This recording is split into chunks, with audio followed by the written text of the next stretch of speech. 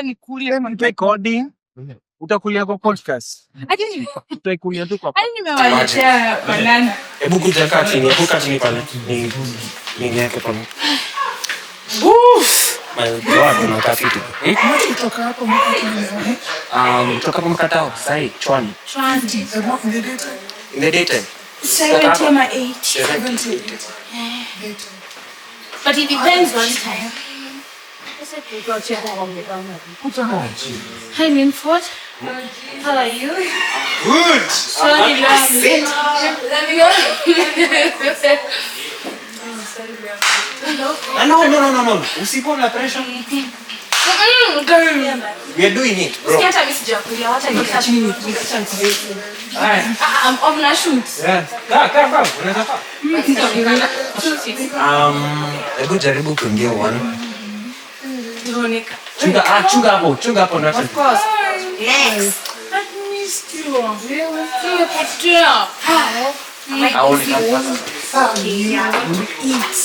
So silence on set. I'm off campus. Ulikuwa unapenda mchana shule. I know. Ulikuwa unapenda kuja kushuta mambo ya mbishi wa sasa. Silence on set. Hey.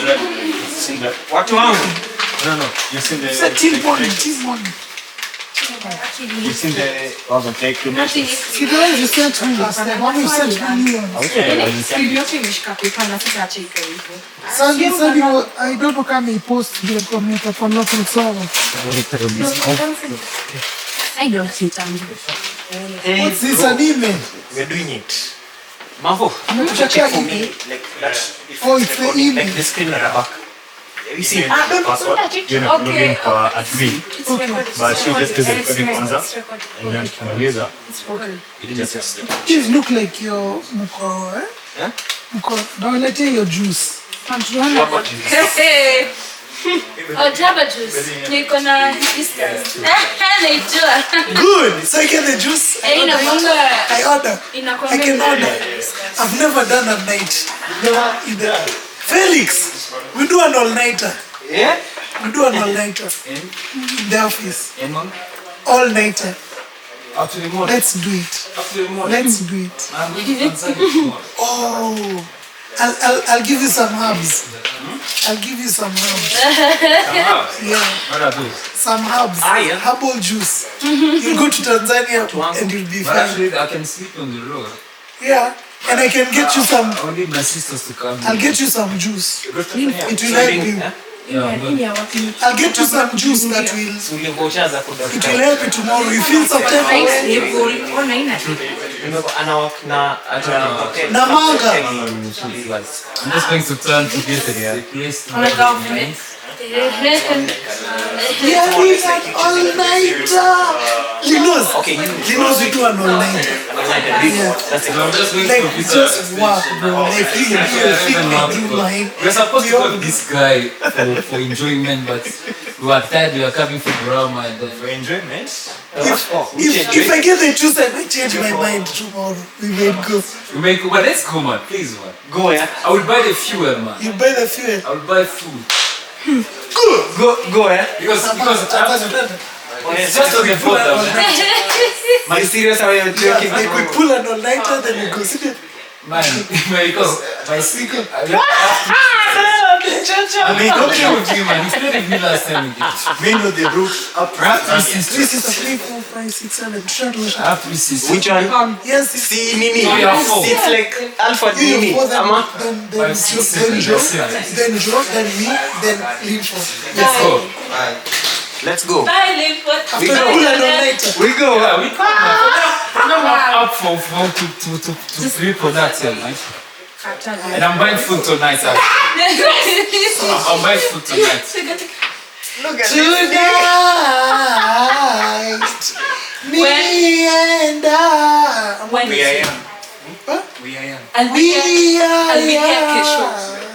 Set the world Bye, Linford. Bye, Marcellus. Bye, Natalie. Bye, everyone. Aya, sawa. Silence on set. Silence on set. Let's shoot, man. Let's shoot. Mavo unajiona? Uko fit? Lakini leo hakuna light. Kwa nini unaniobserve? Imagine kuna light.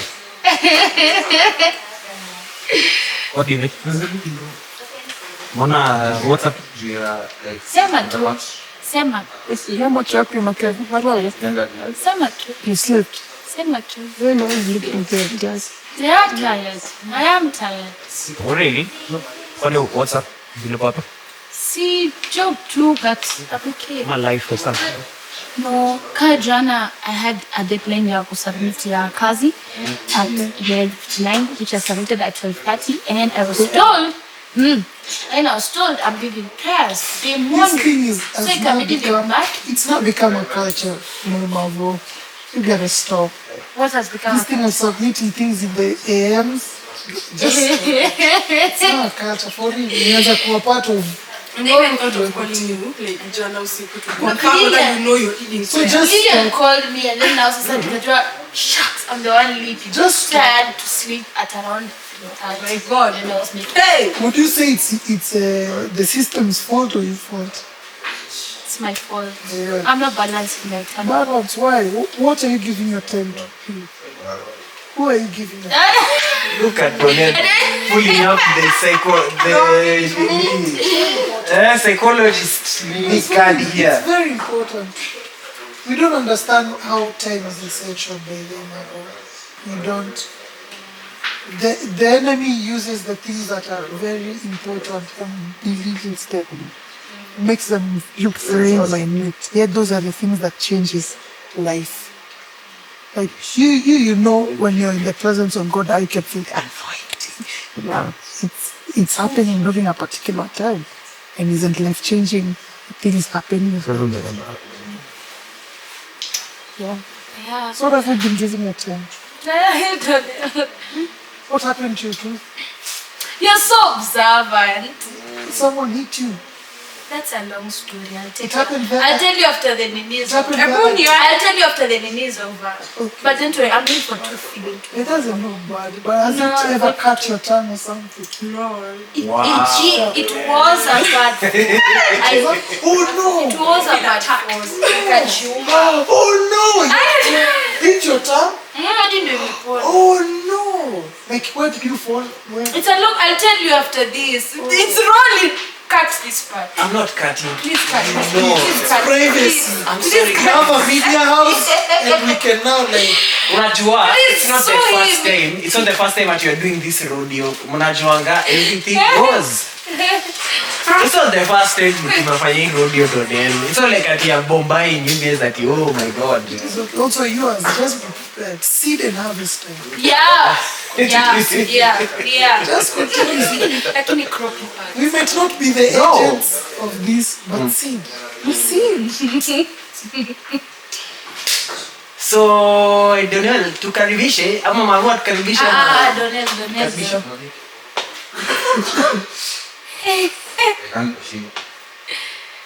Seni. Nini, mbona wafanya hivyo? Na blush. Actually, can I be honest with you? I was so pumped for us doing live, but at that very moment when I was talking about the live thing, it's like something deep down I just knew, like even for just speaking out of excitement, but deep down, you know, like God is saying, this is not yet the time, you know what I mean? So, like I feel bad because my lives ni battery. When? Okay? See, a lot of things to be decided. People? Lives are to be decided or to be discussed. Not like that. Like it wasn't just not the time. Okay, let me introduce. Hi everyone, welcome back to the Reset podcast. Leo at least tumeona nimevaa my regalia. Ukiniona na hii kitu unajua tuko mboka. So today we are continuing a topic that we have been talking about. A topic that we've been talking about. Yeah, sure. Tuko sawa? For a while now. We just want to talk about young people and the impact that we have in this generation, in this country that we love called Kenya. We are just other young people trying to understand why where, who, what, and how, of this country. We've done a bit of genesis, trying to go back to our roots of what's been going on in this country. And I think one thing we really identified with Lino's last time, we really tried to decipher history of corruption, what's going on. Do you know, Mavo? We came to see with Linford, there's no way we can talk about a country being corrupt when its beginning was corruption. Like, you can never say this country was never built on corruption. So you're talking about a new system that has never existed in this country. And when we were talking about how by the time the first president was entering power and the second president was entering power like that, the constitution, or rather the policies and the laws that were there in the colonial time was just transferred to the new government regime. And the same government just did what the colonialists did. Literally, from the borders that we had, the borders that were meant to divide the states. So how do you expect a change even in Africa in general when the borders of Africa were already the root? Can you see the root was really made by white man to conquer it? You see? And they made those boundaries in such a way that literally you can see the finger. You can literally see the print is still on different countries. Look at all the French colonies. France has a way. They're just there. I mean, we love, right now we're not, Yote is not to incite anything. We don't incite anything. We're just trying to state just the reality. Literally, the world powers are still here in this country. You guys are living. Umemaliza sali? Almost. Today or tomorrow morning. So. Next morning, Tomorrow. So. Wow, bye. Easy. Bye. Take care. Okay. Right. they're all new to me. Who? Wow, those are amazing young people. So you realize you also leave me. It's okay. It's okay. Yeah? So. But everything is running So. except here to listen. Yeah. So we are online fully. We are online. Good. We domain pay. Good. So Amazing. for that mean When are we paying for the domain? when you want. Yeah, I'm already ready. You are ready. Kesho. Okay. So. Sawa. Oh, simnaenda Tanzania. Mtarudi lini? Kesho tu. Kesho tu bado. Sawa dada. We'll figure something out. So that's fine. Easy. So you realize the West, it's something if you research on, you'll find it's real. They're still here. Yeah, sure. I mean, like the British have their army camp in Nanyuki. Yeah. They still own majority of the mineral mining areas. I don't know about that. Yeah, sure. But you see, like, they still have their footprint here. French colonies. Specifically in Tavelta side. Can you repeat it? Look at that. And different colonies, they're still there. And some of them can accredit a lot of their wealth from Africa. You know, like, some of these guys can't. Silicon Valley. I mean, Exactly. they are so much dependent on DRC. Even India and all these countries. So they still have a lot of influence on this country. Hence, I think that's why when particular leaders try to rise up, they are really uncomfortable because of their interest. I mean, Trump is someone who's made it clear that he's serving America and America's interests. So it's every country almost for itself. Like, what interests am I, you know? And so Thank you very much. As Linford is, and you guys are going to talk about this history and uncovering it, me, I think I'm more interested to us reaching a point and realizing our generation is a bit different Yeah. because of all the knowledge we are consuming, because of the Western influence we're having, because of the Western guys really just opening up through the internet and showing us what's going on. Globalization, how Kenyans and Africans are now in different countries. Kenyans are now serving in the UN, different kinds of organizations, and they're abroad and they're doing amazing things. And they're in different industries. Africans are in different industries and doing very well. So I think with this new wave of globalization, a lot of change not might happen, will happen, because it needs an expression. Already whatever we're doing is expression. This is something someone in the West can do. There's nothing different because the gear is the same. But if we push ourselves actually color grade, we can actually get this thing to look like the standard. Nothing is limiting us. So in a nutshell, I think Africans, young Africans are gaining the boldness to push beyond what they're used to. To push beyond and see, actually I'm capable of doing exceedingly abundantly beyond. So I think it's for us young Africans who are a bit affluent to just, I think the message I'll give young Africans now is don't be scared to be bold enough to do that thing that you really want to push, that agenda, that thing that you feel my society is lacking this and I think I have it. So if you have it, move with it. You'll be shocked how many people you influence to join you, how many formless people was there on a form to join you to actually do that. I think I'm speaking from a very personal point of view.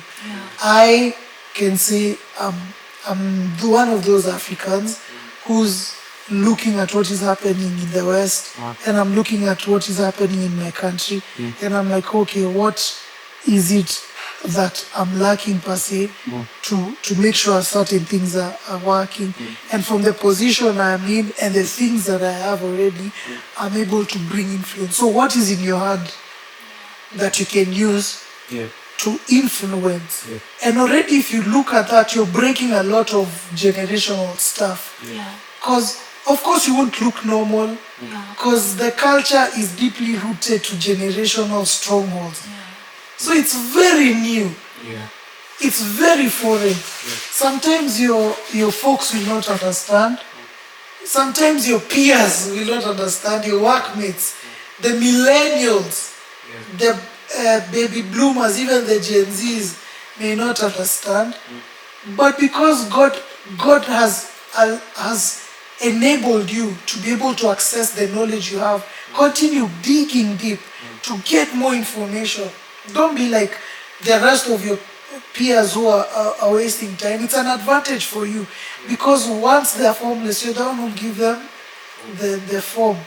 So you continue getting that focus, that grind. I'm beginning to realize more and more that as long as you have value you're carrying, a place that needs that value will locate you. And as you satisfy their need, they're going to satisfy yours. And value is continuing to become rare every single day. And I think it's even preparation for Christ Jesus to come back. It's like the more the enemy makes things darker, literally, think about it. The more the world is becoming darker, the more people are being consumed with the desires that lead to death, and the more people in the light have an opportunity, They're lighting up. exactly, to bring people out of It's like that. the darkness. You know, I mean, who are they going to look up to when they've entered depression? Literally, it's a global thing. Who will they look up to when or a good number of the young people are not doing the most. And now here is Marvelous, who's been growing and being groomed by God. Suddenly she's in the UN, maybe in the humanitarian space, and she's commanding results. And now they want her in their team because of how sober she is for her age. And they're like, no, we need to invest in this because who are going to carry these things, later on. Yeah. But before we go get. that direction. So to complete my long directional speech going somewhere, I think, I'm liking how we're getting to expose the past. I like it. Yeah. Because it's good. Already we did, as Africa, we did start from a place of we knew God, like our Lord Jesus Christ, in Africa. So we already started. By the time these Western guys are coming and having their influence on us, it already tells us how low, you are. But can I be honest with you? Conquered. I beg to be found that I one. knew you just comment. I beg to be found that one because the Ethiopian eunuch was actually literally. Yeah. Was Ethiopia colonized? But Nah. listen, Was Ethiopia colonized? but listen, strategically I stand it, but take it to a new direction. Yeah. This is the thing, No, bro. it's going to lead to the direction. No. We're back in It's cause Was it's cause of Ethiopia this. colonized? Don't ever watch maneno. Tumekuja Just kuongelea answer. polisi na judicial system. Was Ethiopia But the colonized? Ethiopian eunuch was not an Ethiopian. Where was Ethiopia colonized? See, that's what I'm saying. The Ethiopian eunuch was not an Ethiopian. It was South Sudan. It was a Sudanese. Strategically, ask ChatGPT. Wacha nimuulize niko hapo tu. Aya. But before mkiangalia hizo story, turudi back to basis. Donelo, kuna kitu moja umesema very important. Kuna kitu moja, it's quite interesting how sometimes unakwanga in sync or in synchronous. Unataka kusema nini? No, maybe it was Sudan, but the people. Such a different. I've not seen that. John Abado, but the people. Who are the people? What bloodline was that? Ni sawa, no worries bro. But here's the thing bro. Last podcast ulisema kitu very important. It's the communities that who did not know what they had that were taken advantage of, right? Yes, because the resistors, the guys who resisted, and understood what they had. The power. The Sultan, the Nini, they were not able to actually go on ahead and be taken advantage of because they knew that which actually. Even these ones, what are they called? The The- Pokot, Nini, what are they called? Those Nilots. Yeah. Who were never in history, you remember? But before we go there, Donel, nataka to touch base on this topic because starting to deviate on this topic. So here's the thing: we're talking about the police force specifically, right? It was the police and the judicial, right? These are the two things. These are the two people that you're actually going on a head target in terms of in history what really happened and what is it really about? Why specifically these two agencies? Donella amesema kitu very important sasa tukiongea. Amesema that why should we actually we are talking about this of a different life, but from the get-go, the beginning was already corrupt. I would like to call that our second beginning. We had our first beginning, but the second beginning was dwindled or corrupted. You know what I mean?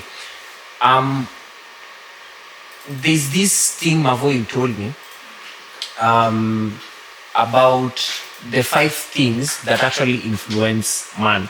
The inner savagery of man. You ever talked to me about loyalty. You talked to me about impression, the need for impression. See, Mavo is a theorist, like anasoma nini. She's only, what's that theory? Social what? Social contract theory. Social Nena, contract theory. Aya. You But, done happy? Shule. Oh, kwa unit gani? Introduction to public policy. 1.2. but so here's the thing. Dodono umesema, these people have still their footing here. Yeah. And that's where I want to start this conversation. I wanted to, I was asking God Donel over the weekend. can I be honest with you guys? This topic has not quite been an easy one for me. There's the lizardly, like ile need of like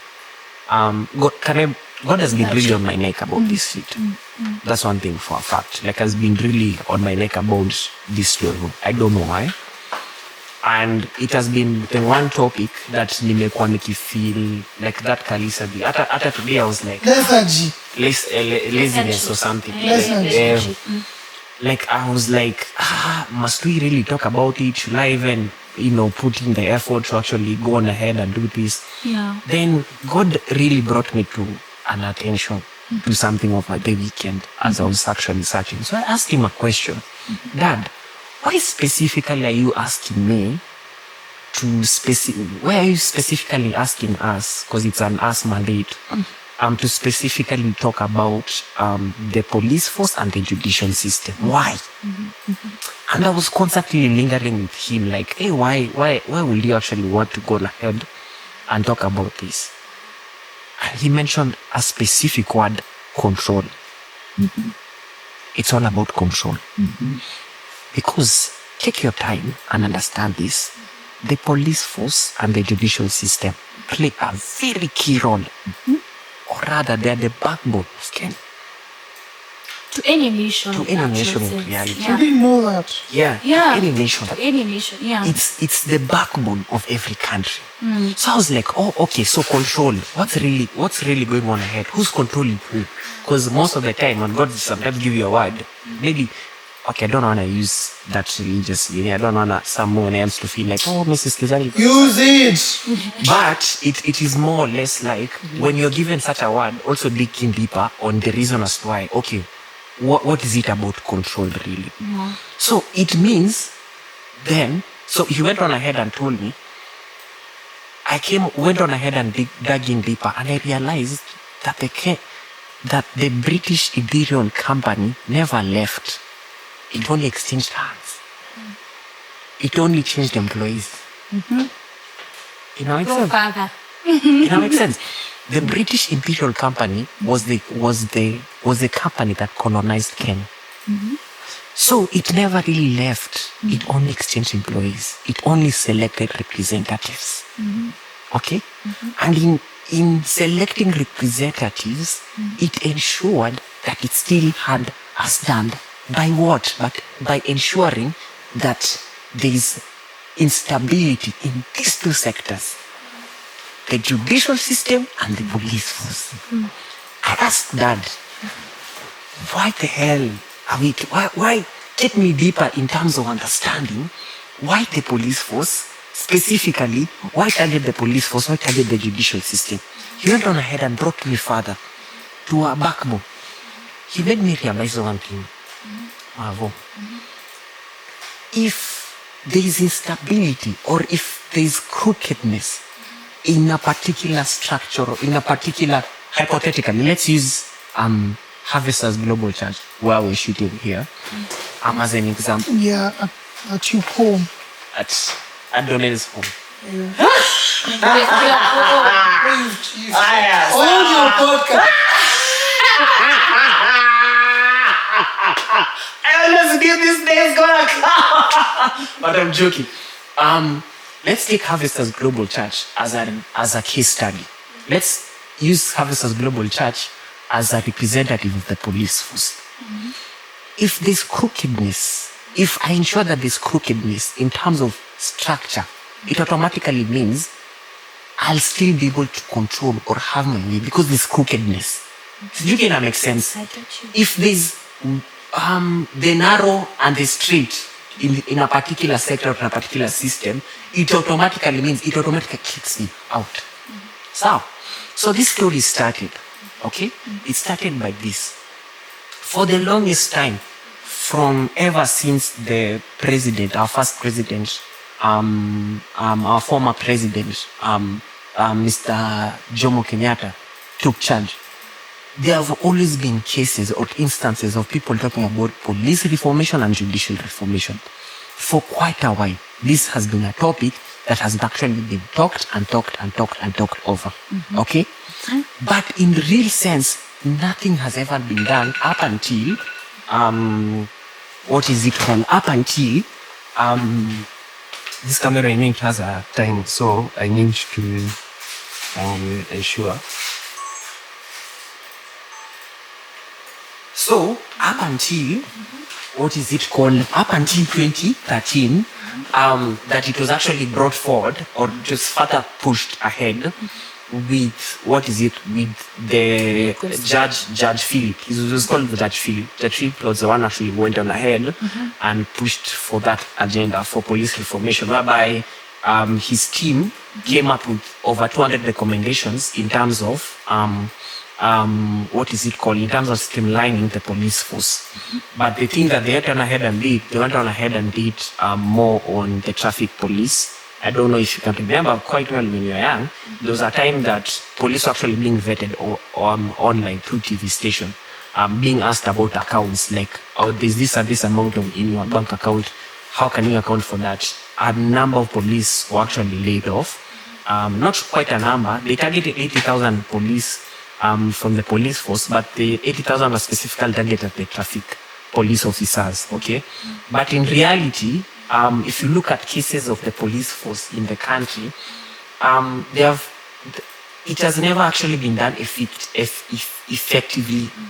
Or rather, if it goes on ahead and goes to court, it always reaches a state or a particular place whereby there's a bit of whereby the case is dismissed because of the lack of evidence, right? Or rather, lack of, they just decide not to push forward with it. So there's been quite laxity in terms of investigating cases in terms that are actually related to the police force specifically. Tutakujia judicial system.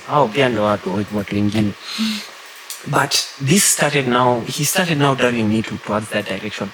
And I began to realize, for this instability to be tolerated, or for this, because one thing about the colonialists that actually did, the British Imperial Company, they quite advocated for, they promoted control over reforms. That makes sense. And how did they promote control over reforms? They promoted control over reforms through ensuring that there was corruption, because they tolerated it. And actually, they advocated for it because it worked to, what is it called? It worked to their interest. It was it worked to some of the interests that they actually had. Okay? So from the get-go, someone is in control. It means if we are not in control, someone else is in control. So who's in control? The British Imperial Company. I started with this statement. The company, British Imperial Company, never left. It only changed hands. And it changed hands by also ensuring, what is it called? By also ensuring that, by ensuring that it left employees who are trained and who serve their interest. Okay, how are they trained? They were allowed to go on ahead and do what? And live on with their corrupt ways. So long as you keep on living your corrupt ways, it means that you are still in our control. Okay? It automatically means that you're still loyal to us. And as a result of you being loyal to us, we're still going to allow you to go on ahead and abuse power to your advantage. It doesn't make sense. Because from the get-go, ikitu tuliensema Donald sinakumbuka tulianzia into chiefs. Right? So nakumbuka, that's what they did. They selected chief not on the basis of these were traditional chiefs. Yeah. They were selected based off of loyalty. Yeah. Okay? And they were actually allowed to go on ahead and carry out their corrupt ways only on the basis that they maintained loyalty to them. So from the get-go, the British Imperial Company advocated for control rather than good governance. Does that make sense? So they tolerated lack of governance for the sake that the lack of governance still will serve their interests, and the lack of governance will serve their interests and still will serve their interests even after they left. Does that make sense? So my question, if you quite look at things, every person, let's talk of Tomboy, let's talk of this Patel, is it the Asian Piu Gama Pintu? Let's talk about him. Every person who has actually stood up to advocate for the narrow and the straight, or rather to advocate for reforms in this country, has always ended up assassinated. But every person who has constantly been corrupt, you know what I mean? Using power to benefit them or to suit themselves, have always still maintained power till to date. Sijui kina make sense. And nikaanza kurealize hapa there's someone who is in control. It's like a movie I saw, it's called The King of Harlem. This is one time, The King of Harlem. This is one time whereby a black had come to actually kill another black. Then this black, it's like God told this black, do not kill them. Do not look at this black individual, but rather look at the one who's controlling this black individual. Rather fix your eyes on the oppressor, not on the oppressed. So you can make sense.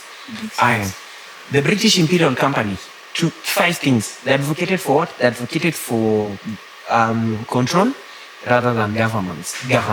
It automatically means tumesha establish hiyo. They ensured that that the people who are in charge will still go ahead and abuse their power for selfish gains only on the term that they maintain loyalty to who? To them. It has been the same thing that has actually been happening in Kenya. All the president, it is sad to say, that none is innocent. They have all engaged in this corrupt, in this corrupt and broken way. And still, someone behind the scenes has actually been in control. Let me use another case study. There's this one time, if you guys can remember, there's this one time where Uhuru was taking a press conference. And for some random reason, there's a person who was actually a CIA agent, was actually identified by the news outlets, right? Who was actually there to help him out on a particular conference. And people are asking, why is this individual here? What's really going on? So you can make sense. It automatically means we are not in control, someone else is in control. Someone else is in charge of the narrative. Another thing that I came to realize, that I came on ahead and realized about the same British Imperial Company, sending out and leaving employees that are actually trained. And the employees that are actually trained were encouraged to go on ahead, do their own thing, so long as they maintain loyalty on an individual. Second thing I came to realize, there was something that they're actually doing, something that is called indirect rulership. This system, the reason as to why the whites, rather, the British Imperial Company or something, tolerated... In fact, they are called Imperial British East African Company. Or Imperial British East African Company. IBEAC. So, the Imperial British East African Company, the reason as why they tolerated corruption and they advocated for it, it's because it served their interests. And here's another way in which it served their interests. It served their interests because they had something called indirect rulership. Here's how indirect rulership works. Indirect rulership works by this. I select individuals to go on ahead and advocate, garner support, garner resources, and garner labor. Josh, is it okay if you get me that hub, Aki? I charge my iPad. Hiyo hub ya nini? Hiyo initwaje? The whole thing. That whole thing. Thanks, Manzi. Oh, thank you, yeah. So, will you be able to charge off this place here? Hata hapo. Hapa iko sawa. Jididi imetiwa hapo. Thank you, man. You can plug the laptop there. Whose is this? It's Felix. You can plug. You can unplug. You can plug the phone. The phone. Okay. So by indirect rulership, what they actually did was, it's like I'm still in control, but I have representatives. And to ensure that I actually still have representatives to serve my interests, is I encourage them to use power to benefit themselves personally. That's what corruption is. The use of power to benefit one's selfish interest. So I do that so long as this person is still Thank you, remains man. loyal to me. Thank you so much. It makes No, sense. I don't think he's done for the iPad. Or there's another cable. Yeah. Also, is my bag there? It has the iPhone cable. My bag. Sorry, guys. It's okay. It's okay. So I select a particular representative, and to ensure that I still always have Thunderbolt. control, You see, it is that looks I like iPhone. ensure that this individual engages himself in the abuse of power for personal gains. That's what corruption is. Tolerating it and advocating it for my interests. And my interests are what? Ensuring that I actually always have an indirect rule. Because if there is crookedness in the system, what it automatically means Josh, is that this isn't my bag. I'm still able to manipulate. This is not the bag. This is Lean Foods. This is my. Your gun is not It's, here. sorry, guys. Let me just get my charger quickly. That the charger is over there. It's okay. Sorry for stressing you, Josh. You're a good man. So it's like for me to always constantly ensure that I'm in control is that I'm going to always ensure that there's crookedness in this system, because crookedness allows me to control. It makes sense. Straight and narrow prevents me from control. You know what I mean? So this was something that actually they went on ahead and did in Nigeria, in India, whereby they still had a direct rule. Because if I have this representative to actually go on ahead and carry out my interest, The cable is my also there. selfish interest, only on the basis of ensuring that actually never leave their crooked ways, it automatically means then I can therefore push agendas, policies, and things to still suit me, even if I'm absent. Yeah. To just show you the reality of this, there were so many white people between the period of 1920 to 1980s that committed murder, committed rape, and all sorts of things, but they were actually never convicted.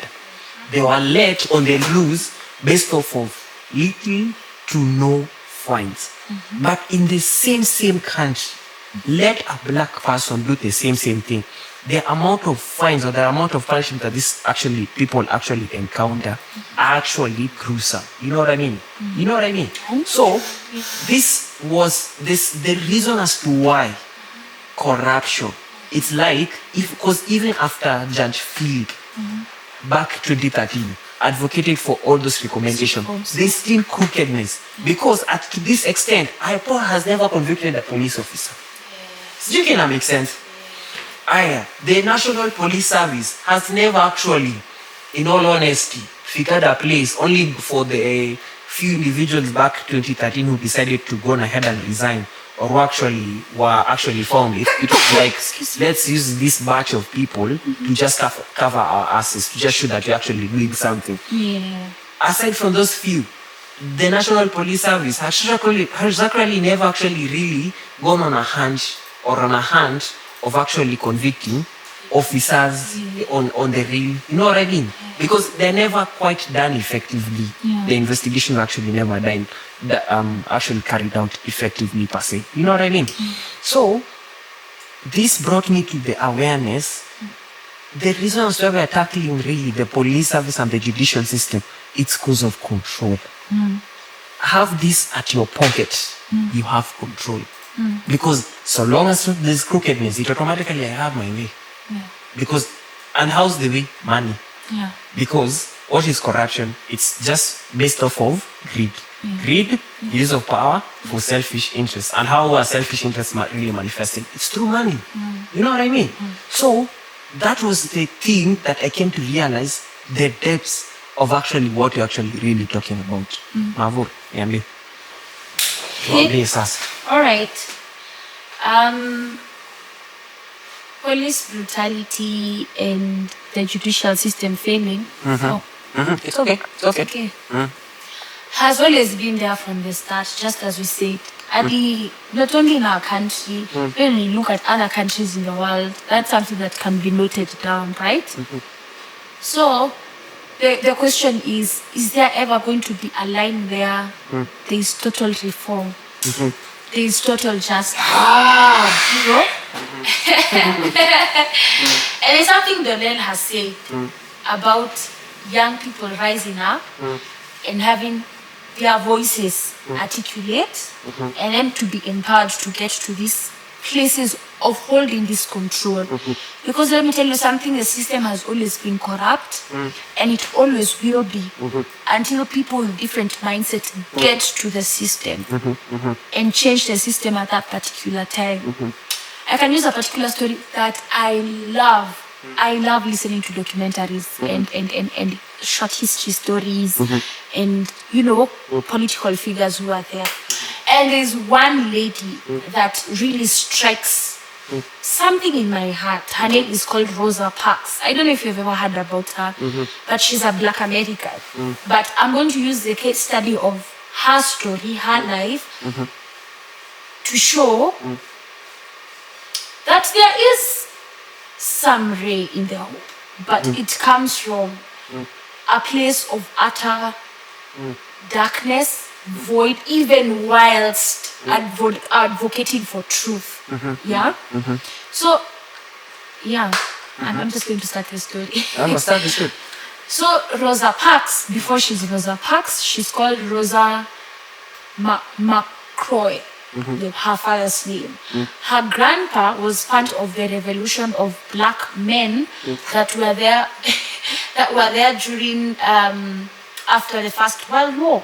So during that time, so you know the Civil War in America is the one that ended slavery. But then there was another revolution. It's called, what's it called? So her father was part of the revolution that was actually there by her grandpa. her grandfather, okay. It's called the Reconstruction era. So this is where black people were allowed to vote and they got rights. They were able to practice economic activities. They were able to engage in voting and got political seats. Like their voice could be heard.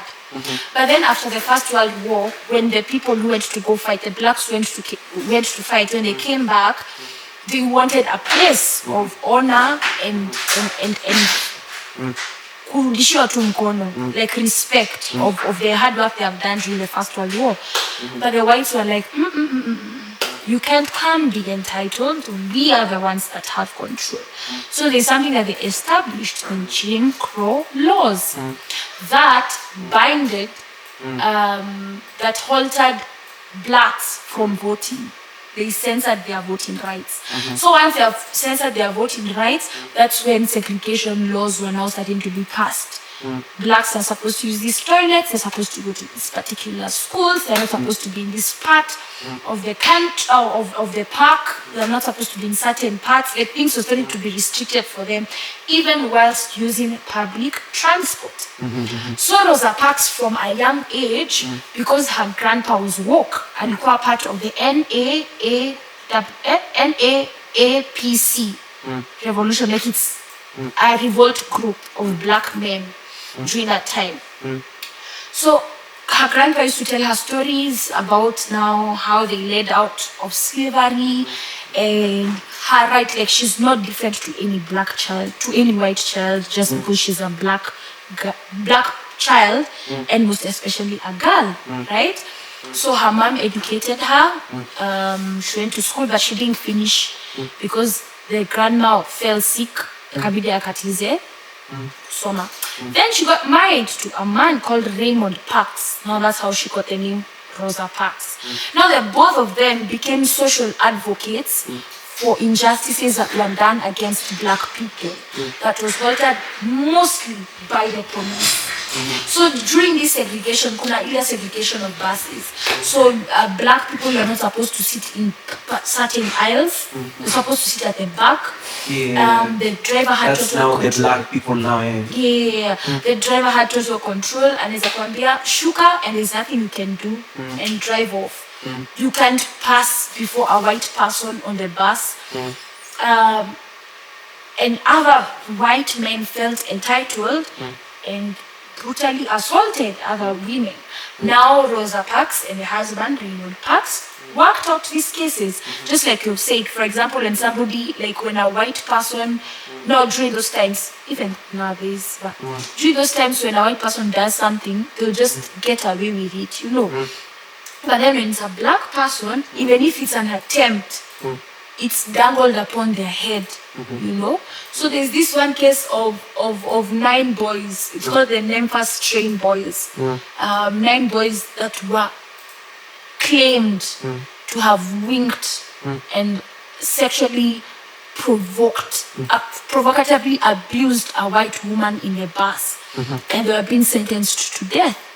So Raymond was the one who was doing those cases, and Tetea. Same to Parks, even for different assaults. Like when you get late from maybe a church thingy, and white men pass and they censor you and they take you up. This is one story of another lady in that case. She's called Taylor.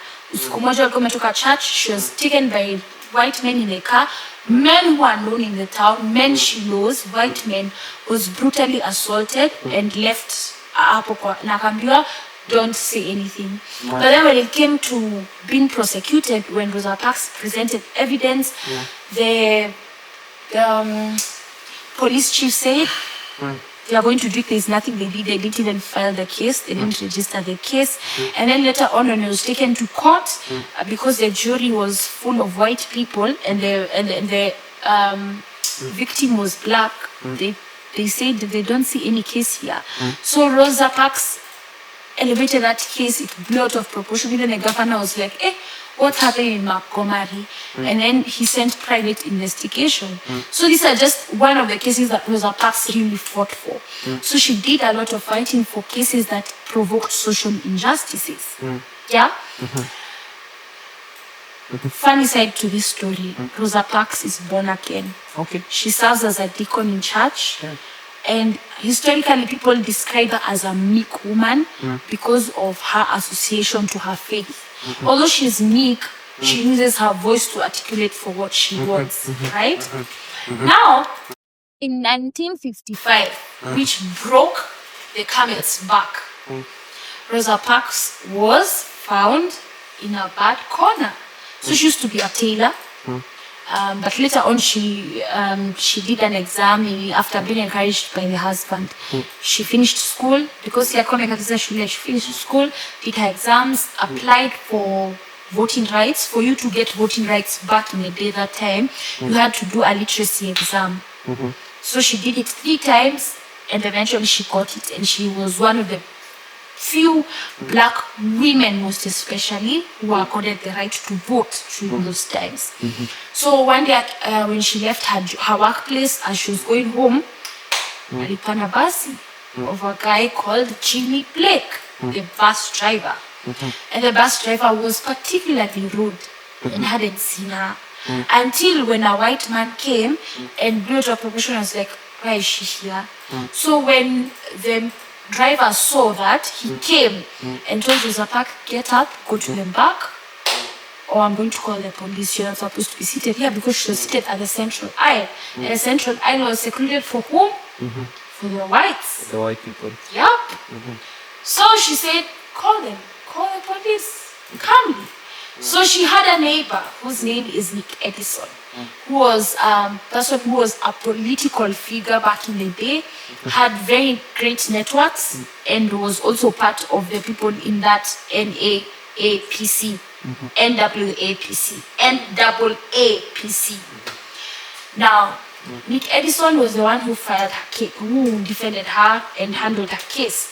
And then he used this proportional Rosa Parks have been illegally arrested to blow out of the proportion your policy or what? Bus segregation. So even if you search online, that's what Rosa Parks is known for, on bus segregation. But I told you earlier, before all that, she was doing social work, fighting against social injustices. So Nick Edison filed her case, and they did a one-day protest against what happened. So all the blacks in that town did not panda bus the next day. They revolted.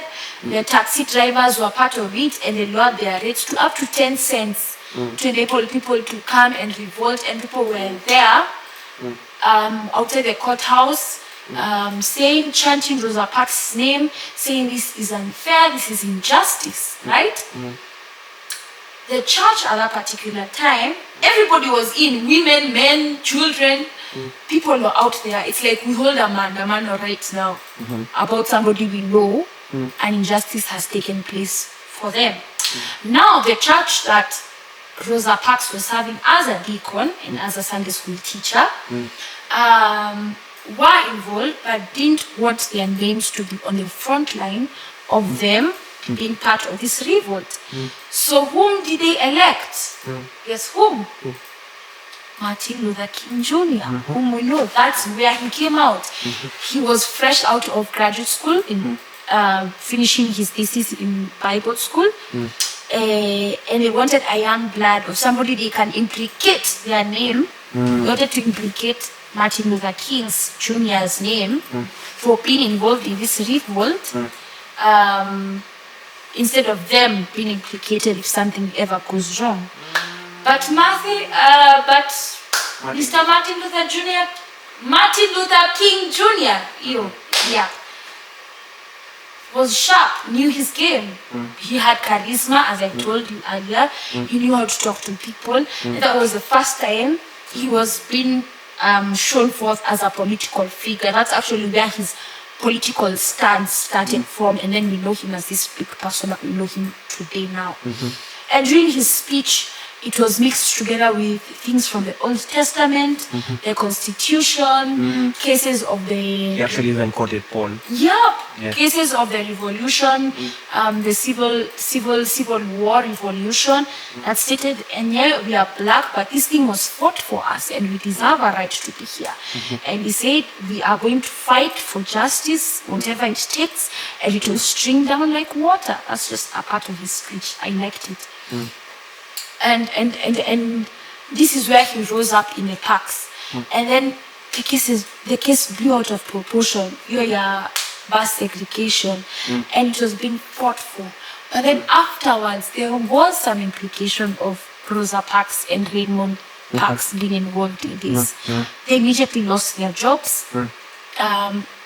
Of course, the Nini was censored. The Nini was bad.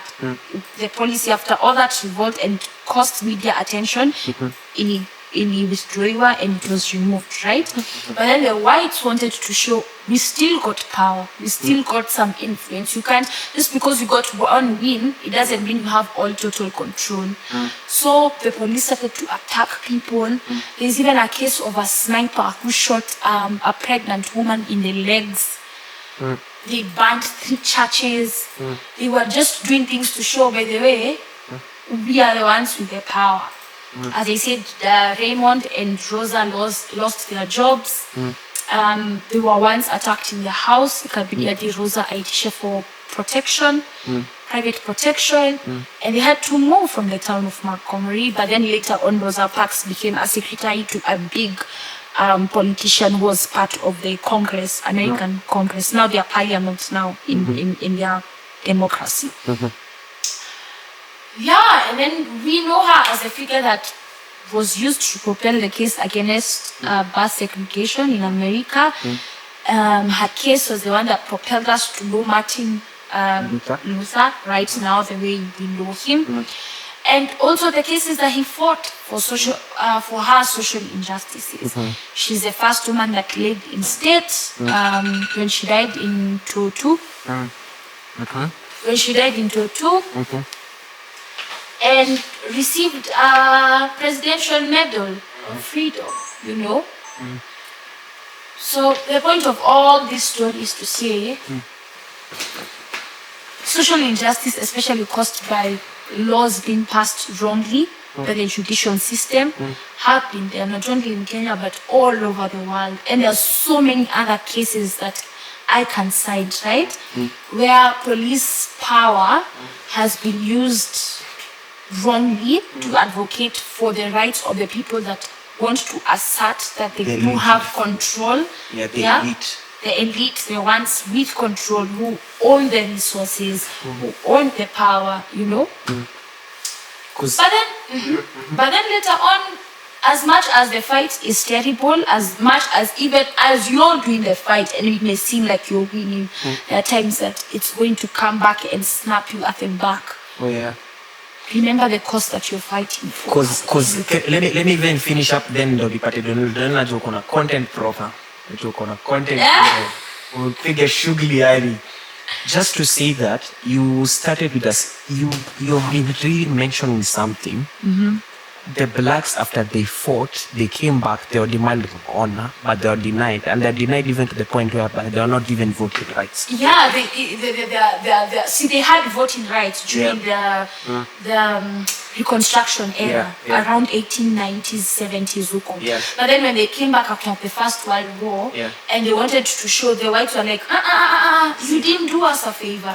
And then now they asserted the Jim Crow laws that removed voting rights and now the segregation and the privileges. But the question is not really even about, it's not really even about the voting rights.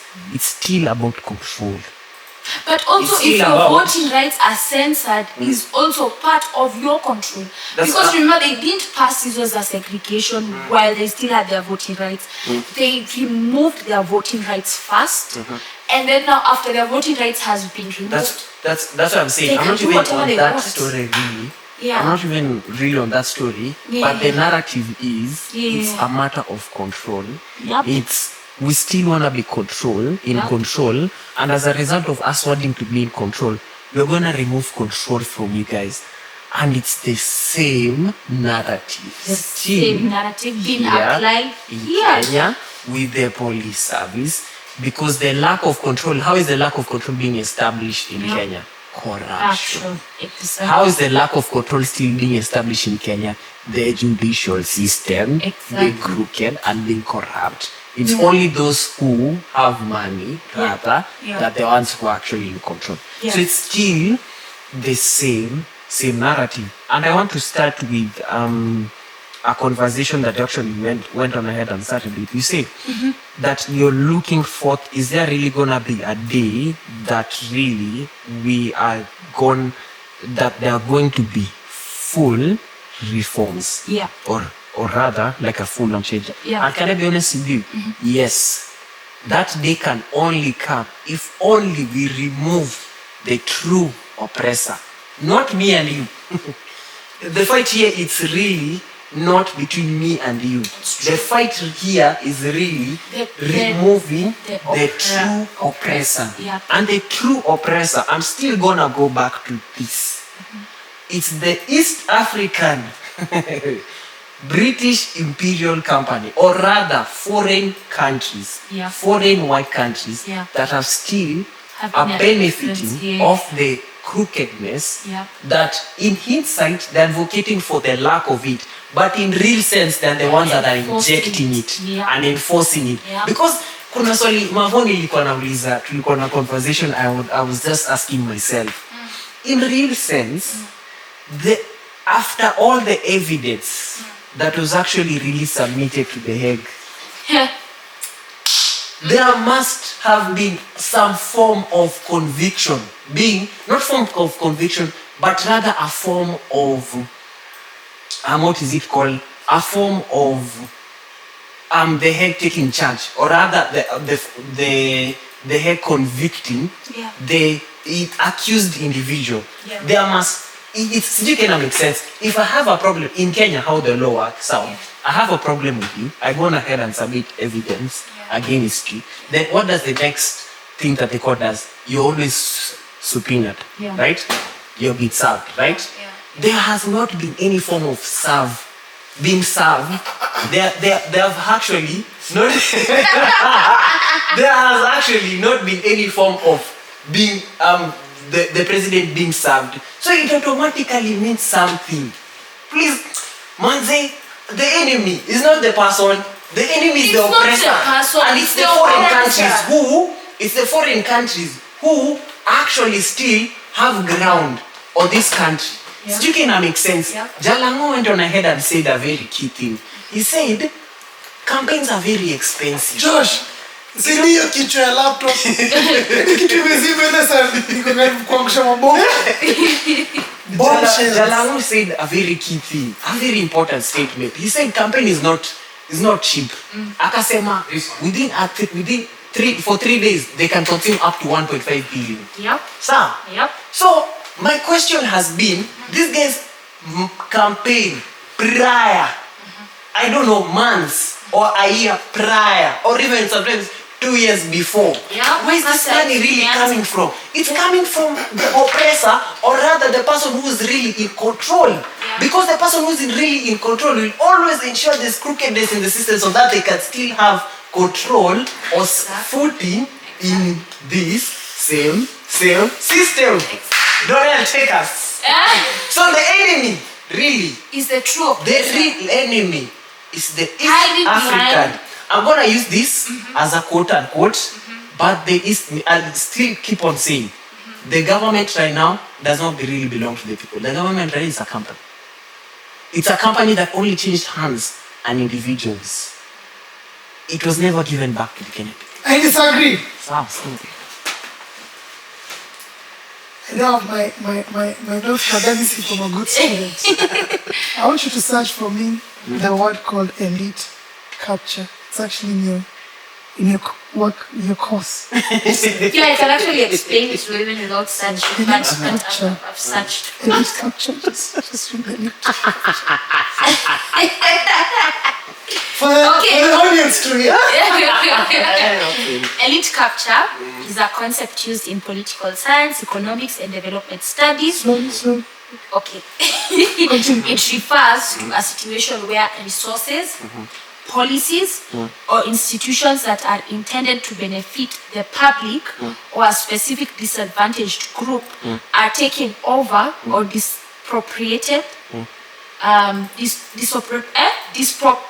disproportionately controlled by a small, powerful and privileged group whom we deem the elite for their own advantage. So when you I'm taking you to class. Go. Just say something as the Wi-Fi comes back. So when you look at, you try to think at the government is the people, and then the leaders, and then the elite. But in actual sense, it's the elite, Good. and then everybody else. Very down there. good student. The what? That is It's the what? the elite, and then everybody Who? else. What are the quote? We don't know. Good. The small. Wait. You're about to know. I'm about to tell you.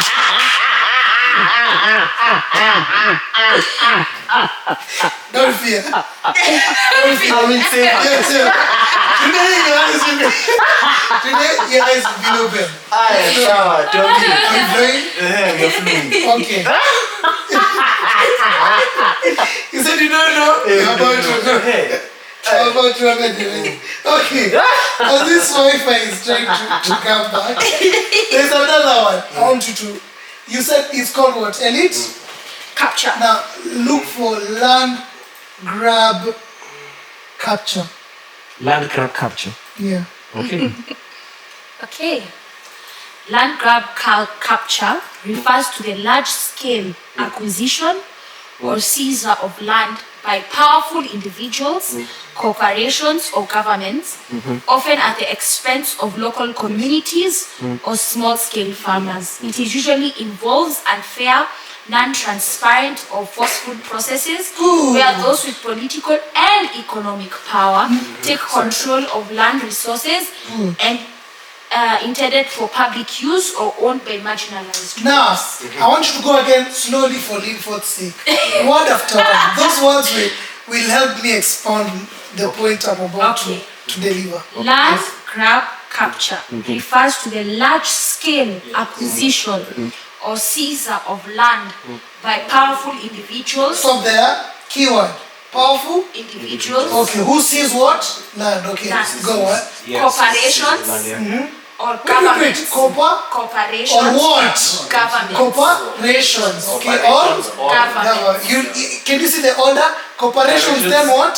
Governments. Okay. Good. Cooperation. Good. Okay. Hold on. Often expense of local communities or small-scale farmers. And it usually involves unfair, non-transparent, or forceful processes. Unfair, non-transparent, or forceful processes Good. where those with political and economic power, political or economic Or power, what? economic go. take control of land resources intended for public use or owned by marginalized groups. Good. Marginalized groups. Every word there will make sense in a minute. Yes. Now, you talked about the judiciary and the police. And you're not wrong. But I want to take you a notch Higher. higher or deeper. They say deeper. Deeper. But they say that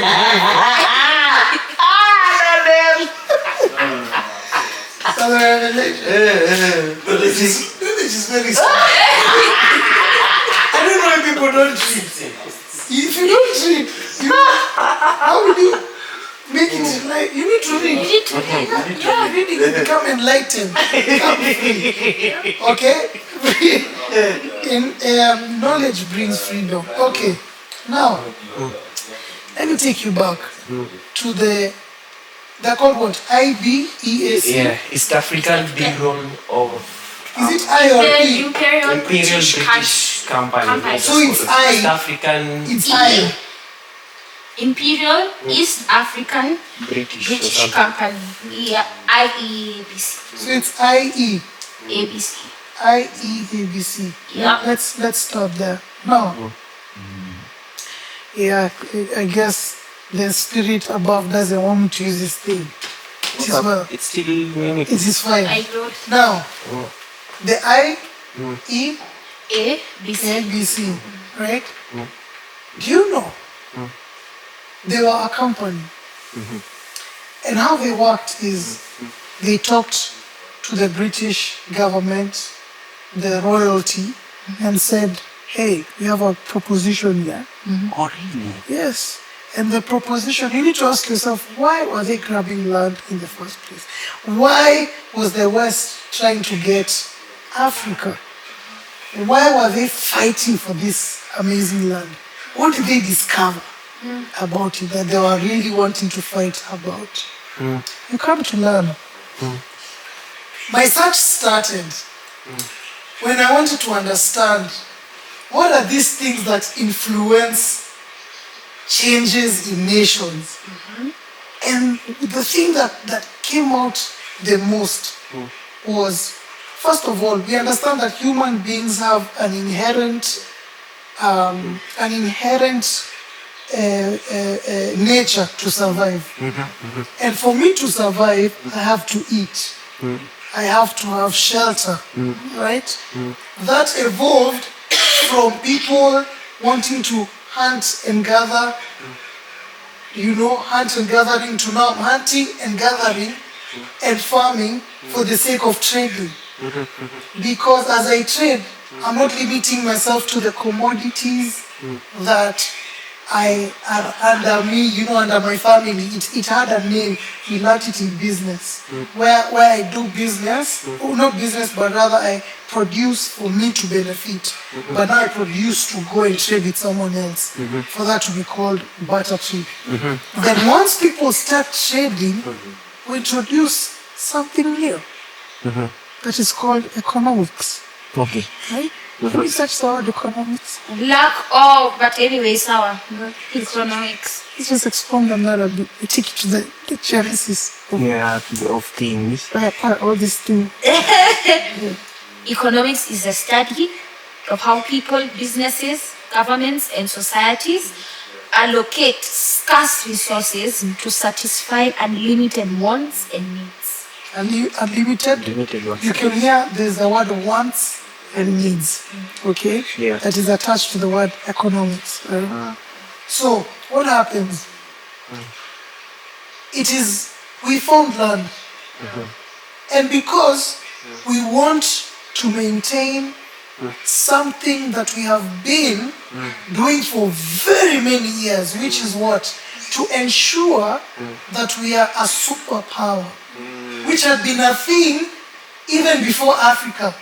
You remember there was the World War One? Yeah, the World War One. You remember that was a long time ago. 1919. No, not true. 1919. One, right? 1919 was a long time ago, right? Even before World War One, there were even other wars, right? Because it's like the world entered this season of these particular nations wanting to become superpowers, and this thing really entered them. We really wanted to know who's going to say what in the world, and for me to do that, I have to influence trade. Yeah. Hence you remember trade. Okay. Hence you remember in your history a word called trade routes. You remember in the West of Ivory Coast trade routes. Suddenly we are not trading commodity, we are now trading labor Yeah. in the name of slaves. Yeah. And why? It's because we are building economies. And through building these economies, we get to become superpower. Isn't that, can you hear that even in the 21st century? Building economies. The China economy. Yeah. The American economy. Can you remember the trade wars that America had with China? Yeah. Why? China, yeah. We're trying to see who's the superpower. So it stems from a place of pride. Yeah. Greed. Yeah. Pride. Yeah. Power. Can you see all these dynamics? Yeah. Spiritual dynamics? Yes, Professor Donnell. Yeah. Now, let's now go back to history and how this plague, I call it a plague, of wanting to become a superpower. And now it's even worse because I want to become a superpower and become the hero. Create a narrative where I'm the hero. Okay, let's not talk about that for now. Let's not talk about that for now. Are we flowing? Yes, sir. Okay. So, back, let's now start seeing how this plague touched Africa. Where, of course, it's been there. The world of man. Man wants to be seen. It has always been, even in the Bible, where greatness, God wants to be seen as great. It's about who's great. It's the part of man that the Bible says, let us make man who is like us, in our image and likeness. But then now they ate a fruit and they were cursed, and they now knew good and evil. And evil was part of control and becoming powerful. Yeah. It was like a thirst that was in man. I want this thirst. God. I want to become like God. I want to control. And as they do that, it satisfies the Godhood in them, because man was made to be like God. So now these nations are battling up there, and their thirst becomes stronger and stronger and stronger. And now they find this new land. And this new land was found by particular explorers, not even in the British. Actually reported that. Exactly, and I think of Alexander, even Portugal, something, I don't know that, because Alexander the Great, right? even before that, what happened? They knew the Africans outskirts, the coast. They never went deeper inside. But then the explorers wanted now to go a bit deeper to see what is in these lands. And then now that now sparked reaction, sparked from whispers of there's this thing we've understood to one of the economies that was not doing well in Europe. I don't know if it's a Portuguese economy, I'm not sure, but from there, one of them, and the British are like, wait, why are these guys making noise? Why are they too quiet? These guys just captured for themselves a large land called Congo. Right? They captured land, big land. Then from there it was like, hey, these guys are doing well for themselves. We now need to start capturing. They said, oh, the West has not known that we are the superpower. They will now know we are the superpower. Once you've captured Congo, they will know. They started now speaking of how, we've captured land that has gold and has every sort of amazing commodities to trade.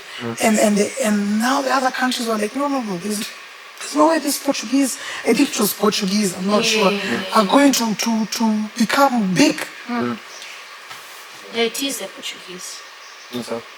Jean Felix, who colonized Congo? Portugal? Belgium, sorry. Belgium. Correct that. Why I say Portuguese, can't put Belgium. Yeah, Belgium, guys. I still have it, guys. Belgium. Yes. The Belgians. In fact, they were low at that time. They were not known as a superpower. Then now, they were known as, I'll say, baby, kuna venye na command. Economy inafanya very well. We need to know what's going on. So what happened? Exploration started. Exploring Africa started. Exploring East Africa started. And who started this is the companies started entering into Africa. They are being endorsed by the government, going into Africa, understanding how these things work so that they can start gaining, like how Belgium is gaining. Where am I headed to? They now come into our countries and they seize for themselves the best lands. Yes. And from where they were, they agree how they divide this land. And once they come back, they take land from Africans and now start bringing rulership to Africans. How do they do this? We've taken your land, we will put you under labor. And because times have now changed and in the West, it's no longer about slavery, you're going to pay tax. And the amount of money you're going to pay will keep you in a loop, in a system of you working, and as you work, you pay us through working for us again. Because by the time you pay the tax, you have very little to survive, you have to come back to work. And it becomes modern slavery, where you're paid little, you have earned very little for you to work so that you can pay the little. You pay a lot of tax, pay a lot of tax, give a lot of your money. Give them enough to move. Give them a lot of money as taxation. Remain with very little that makes you go back to work. But guess what? Your personal economy is failing, but their economy is thriving. Your personal economy is failing, but their economy is thriving. Why? Because you're paid little, okay? You're paid little. The little you're paid, you pay a lot on taxation and you remain with very little. And then they get to trade your land, your commodity. They trade it in the West and they make more money from the trading to your money and they keep you in that loop. What did you call that loop again? Hand to mouth. And then what did you search for? What was the name of that? Land grab. No, the other one? Elite capture. Elite capture. The word is elite capture. So, where are we heading to? In the 80s, right? This white people take the land. Then they sell the commodity. At this time in whatever, tea became very famous in the UK, in the British world. So by the time they're taking these commodities, they're going and trading them. And that's why they were in our land in the first place. It was not our land was not good. They're like, oh, let's come here for holidays and bus. No, it was more of the value that is in the land. Now what happened? They had to leave. And as they're leaving, they had to leave slowly. Kidogo, they're saying, okay, we'll introduce a measure. And what will happen is you Africans are going to buy your land from us. And you're going to buy it with a loan. So guess who have this opportunity now? The few Kenyans who understood this, the ones who now become elites, the ones who were political at that time, the Mau Mau, the ones who were trained by them. the ones who are trained, even the Mau Mau, Because they fought, the Mama fought and everything. Even the But they were Mama- never given the cake. They never piece ate of the cake. Yeah. It was only it was the guards. It Before you was the guards. crucified me, It was actually the guards who They ate never the piece enjoyed of the the cake. cake. The mama would never enjoy the cake. Mama suffers. wait a Suffered. minute. So, Jomo Kenyatta. In not Mama. leave the It's the- part of the Kapenguria. leave the eyes of the controversy. According to what we understand, Jomo Kenyatta fought for the freedom of this nation. On the surface. No. On the surface. On the surface. surface, Wait, yes. On the wait, I surface. show you something. But on the law, Wait. he was fighting for the rights of the Kikuyu. No problem. Exactly. He was fighting for the rights Rights of the Kikuyu. Kikuyu. And the land. Good. That leads to my next point. Now, fighting for the rights of who? The Kikuyu. Him and their land. and his inner circle. Now, after fighting, then now it came and they said, okay, we hear your cry. As the British are going to sell to you this land, okay, but you'll buy it with loan. That means you're going to take your time to pay. Those Kikuyus were like, yes, okay, and those Kikuyus, they even had a name. They're called something Mafia. Yeah, the Kiambu Mafia. Kiambu Mafia. Kiambu Mafia. They were capitalists. Exactly. They never advocated for communism. Exactly. Now, Because the British were advocating for now you're going to communism. the thinking part. So- You're going to the ciphering. We want to first look at it. Let's first look at it and admire before we touch it. Look at it and admire. So- Okay? So the Kiambu Mafias capture the land. They're highlands. Guess what? These lands have benefits. These lands allow us to still trade the tea, the coffee, the dairy. And that's what they continue to do, making them wealthy. State that thing that you've searched just now. Elite capture. Elite capture. So what happens is this. The British reach a place, they actually remain 3,000. Akina Lord Delamere, they know how to reserve. I think they're like, hey, we love Kenya. They're still here, by the way. But the other ones, they went. They went. Wait, I tell you. Wait. They actually went. But they left others who took their place because of the elite capture. And the others also then passed away. Kenyatta passed away. Of course, his family is still reigning and enjoying. But- Wait. But They another. had their people who Wait. But another came. Elite capture. Oh, you understand? In fact, let me tell you. In the 90s, this thing of the Kikuyu Mafias brought problems. There was a clash before 2007. There was another clash. And when that clash happened, it's because other communities were feeling so bad. They're like, these guys in the Rift Valley, Imagine. and they've taken our land. And They're not only in the Rift Valley, the coastal area. exactly. And they started now murdering people. Murdering. It was bad. Brutal. It was not about the elite, it's about that community. That's where ethnic clashes started, by the way. They started Unko. Yeah, for sure. Your time. For the Somalis, it was Shifta. You get. And for the coastal people, now it was what we call the MRC. Hiyo ndio amepata context. Mimi nimesoma sound kidogo tuseme. But so what happens is when that happens, it brought chaos, right? But it never stopped.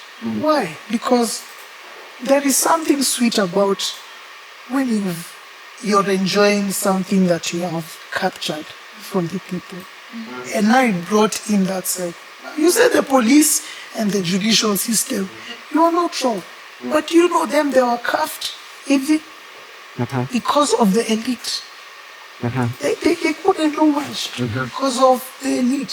So the problem here, we're not talking about, the problem here is not the judiciary or the police. It is the elite. The elite have the ability to control the judiciary and the police, and they've done that over and over all the phases.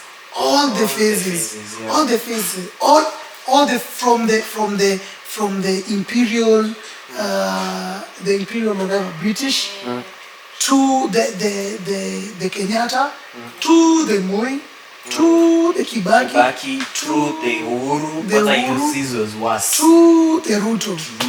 Growing worse as we But let's all agree, Donald, you have actually hit her point. But let's all agree that the elite are not acting by their own. No, they are There's using the ploy. There are other forces that are behind the elite, and it's only and let me say this, and the elite now back those that actually will still go on ahead and still advocate for their interests. Let me say this. Let me say this. Alafu, we'll get your context. Because Donnell, let's be honest with each other. If for 3 days, campaign can cost upwards of 1.5 billion, in real sense, for a man really to stand, he's not standing on their own. There's someone who's backing this man. And it's the person who will back up this man that will actually go on ahead and, drive forth their interests, or rather, that which their interest and their control in this very, very system that is advocating for this specific man. Let's be honest. And let me say this. Let me also say this. Traffic cops, back when there was a crackdown, they used to bribe upwards of 100,000. So it automatically means for this individual to really step in office, the first thing, it's a business. The first thing that you want to do is to break even. How will you break even? Through corruption. Because you have to break even this amount that you already used in order now to go on ahead and make profits. Sijui kina make sense. Kama sisi kama wazazi tumedecide, because here's what's really going on in Kenya. Kama sisi wazazi tumedecide tunataka kuchukua Donnell tumpeleke shule. Tutachanga, tutauza ng'ombe, tutauza kila kitu. The first thing that Donnell will do when he gets work is something we always call black taxes. So Donnell, for the first 3 years, first 3 to 5 years, what Donnell will actually be doing is reimburse the money that was actually used on him. It's the same narrative. And worst of it all now, how twisted of a ploy this is that they're actually going on ahead to reimburse that money at the expense of the African. I'll ask you a question. How do you think this will change? How do I think this will change? Before I bring my point. How do you think this will change? It will only change. I have a, do you call them theory? Or what? A school of thought. I have a A school of So thought. how do you think this will change? I think the only time, I've mentioned this to Marvel, the only time that there will be really true reforms is only the time that we, the black people, will stand together and really chase out the true oppressor. Because the true oppressor is not you. Yes, there's the inner savagery, the inward reforms, the cultural inward reforms. But the thing that we actually need to do, the first thing for us that we actually need to go on ahead and kick first is the external oppressor. Can I give you a sad truth? Like what has happened economically over time? Burkina Faso. I was actually going there, But what did Burkina Faso do? They kicked out. Burkina Faso, let me show you what happens. For there to have that kind of change, there has to be an economical shakedown. I'm not saying it has to be brought by violence. Most time it has been brought by violence. I mean, Look at what happened in France long time ago when they revolted. You remember there was a big thing about bread and cakes in France, where they really revolted because the elite were really like doing the most, and the peasants like were tired and those problems. So I'm not saying it has to happen because of war, but there has, even every reform that happened in Kenya, there had to be a sort of resistance.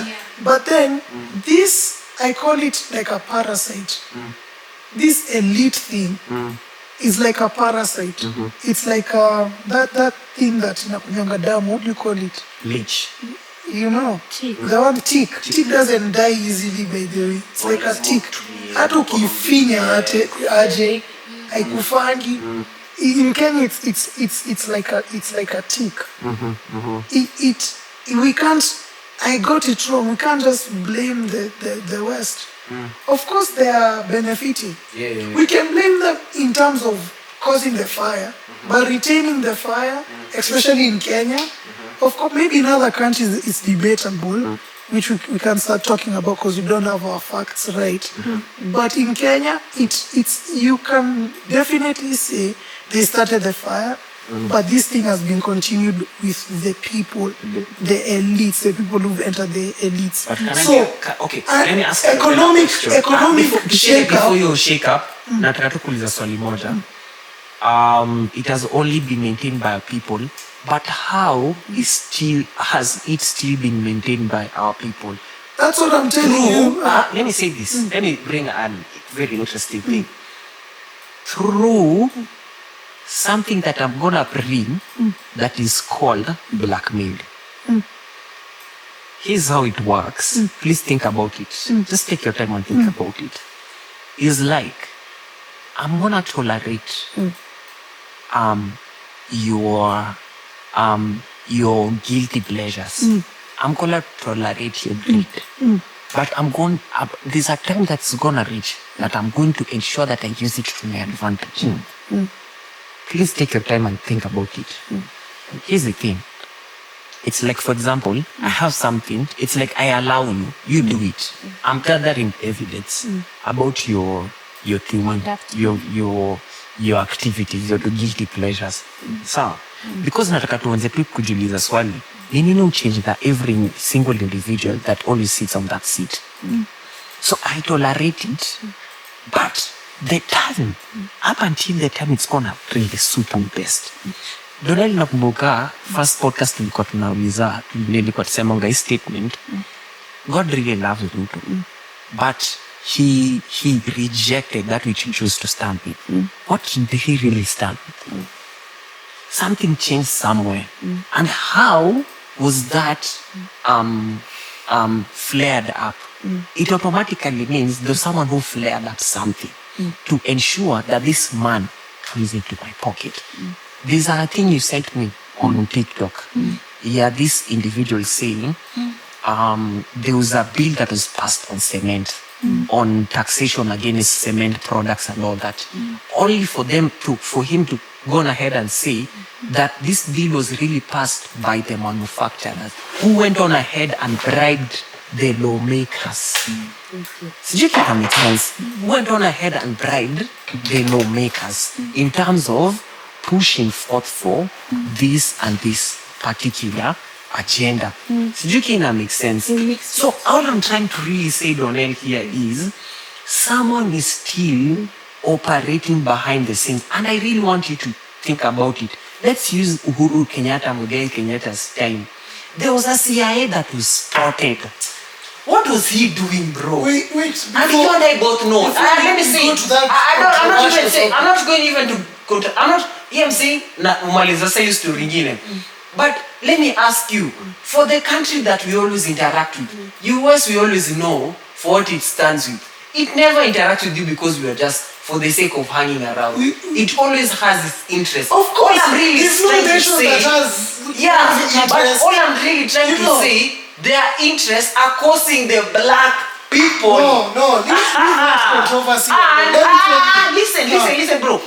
And to this extent that it's affecting the black people is only to the extent they're still tolerating corruption and injustices being still done in the country. You can make sense. It's like I allow you, do whatever you wanna do. Sawa. Do whatever the fuck you want to do. Sawa. But I'm going to wait for the opportune time whereby you're in a position where I'm gonna use it. And the fact that I'm gonna go on ahead and use it, it's still going to go on ahead and serve me. Because nikuulize tu swali moja. I can say why that are people still How did not you being convinced? convicted? How did you But convinced? it's okay. Because of one thing I'm about okay. to tell you. Say. It's like this. What you're talking about is, I'm seeing you Mavo, and you're sick, and I'm just talking about the things the things the sicknesses have done to you. I'm saying this sickness imefanya uraruke hapa, unakaa hivi, kuna base flani inanuka hivi. What we're talking about here are symptoms of a plague. Yes, all those people are involved. They have their interests. Of course, unasema ukweli, but beyond that, there's a plague. There's a plague that is ni kama umesema a name yenye imekaribia, that is serving a person's pleasure. At the end of the day, beyond saying the white, the black, they're people. And literally, you can go and pinpoint and arrest and say, there is this person. Yeah. For every institution to stand, even this Harvesters Global Church, there is a particular person who you can say, this is the kingpin of whatever is happening here. And the culture that is revolving. When you can mention and say, these people are called the what are they called? Those, not the guys who started killing people. Guerrillas. No, the ones, they became criminals. Yeah, you could tell that there are particular people who are spearheading all these things. Now, me, I'm talking about the plague. The plague of, I am a person and I'm in the place of, I can be able to get power and I'm able to get the resources. I am called the elite. And instead of deciding to do the right thing, put the things where they're supposed to be, I decide to take. And I'm taking because I found it's like this. It's like, have you ever given a baby, mtoto mdogo, sweet for the first time? That thing changes that baby's life. He will never want to taste anything else apart from that sweet. You understand? The Bible verse that says, do not awaken love before it's time. You awaken that thing, you're done for. You will be doing that thing like no one's business. So I'm saying this, I'm using Linford's words. No, don't blame them. Don't blame the person. Don't blame them. These are people. People can be shifted and controlled by situations and events. If right now a pandemic came, Or rather, based off of the appetites. yeah, and it's like this. Have you ever had that notion of when people now become broken and helpless, that's when they're like, Mungu, I want Jesus. Until you've been in that place of power and tasted that thing, then you understand where, yeah, I am now in a place where I can be my own God. I can decide my fate for me. So I'm saying beyond those people who are in power, beyond them, there is a disease. There is a disease. And that disease, atakama ni wewe, it is very irresistible. To anyone. It can't be resisted easily. And until someone is there, they get to understand this disease. And this disease, we don't understand the complexity of it. We don't understand how God lifts you and says, oh, okay, I will lift you to start being in a place of power. Okay, you enter a bit, you realize, oh my God, I have to be in a political party.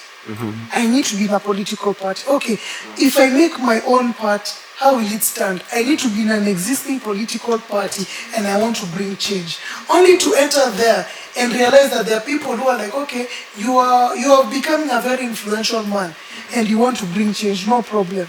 But there are some rules you have to abide to. Only as you enter there, you realize, oh my God, campaigns in Kenya are not done easily. As you said, they need money, you know?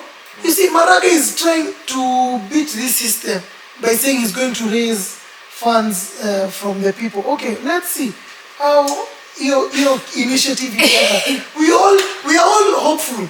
We honestly want the best for him.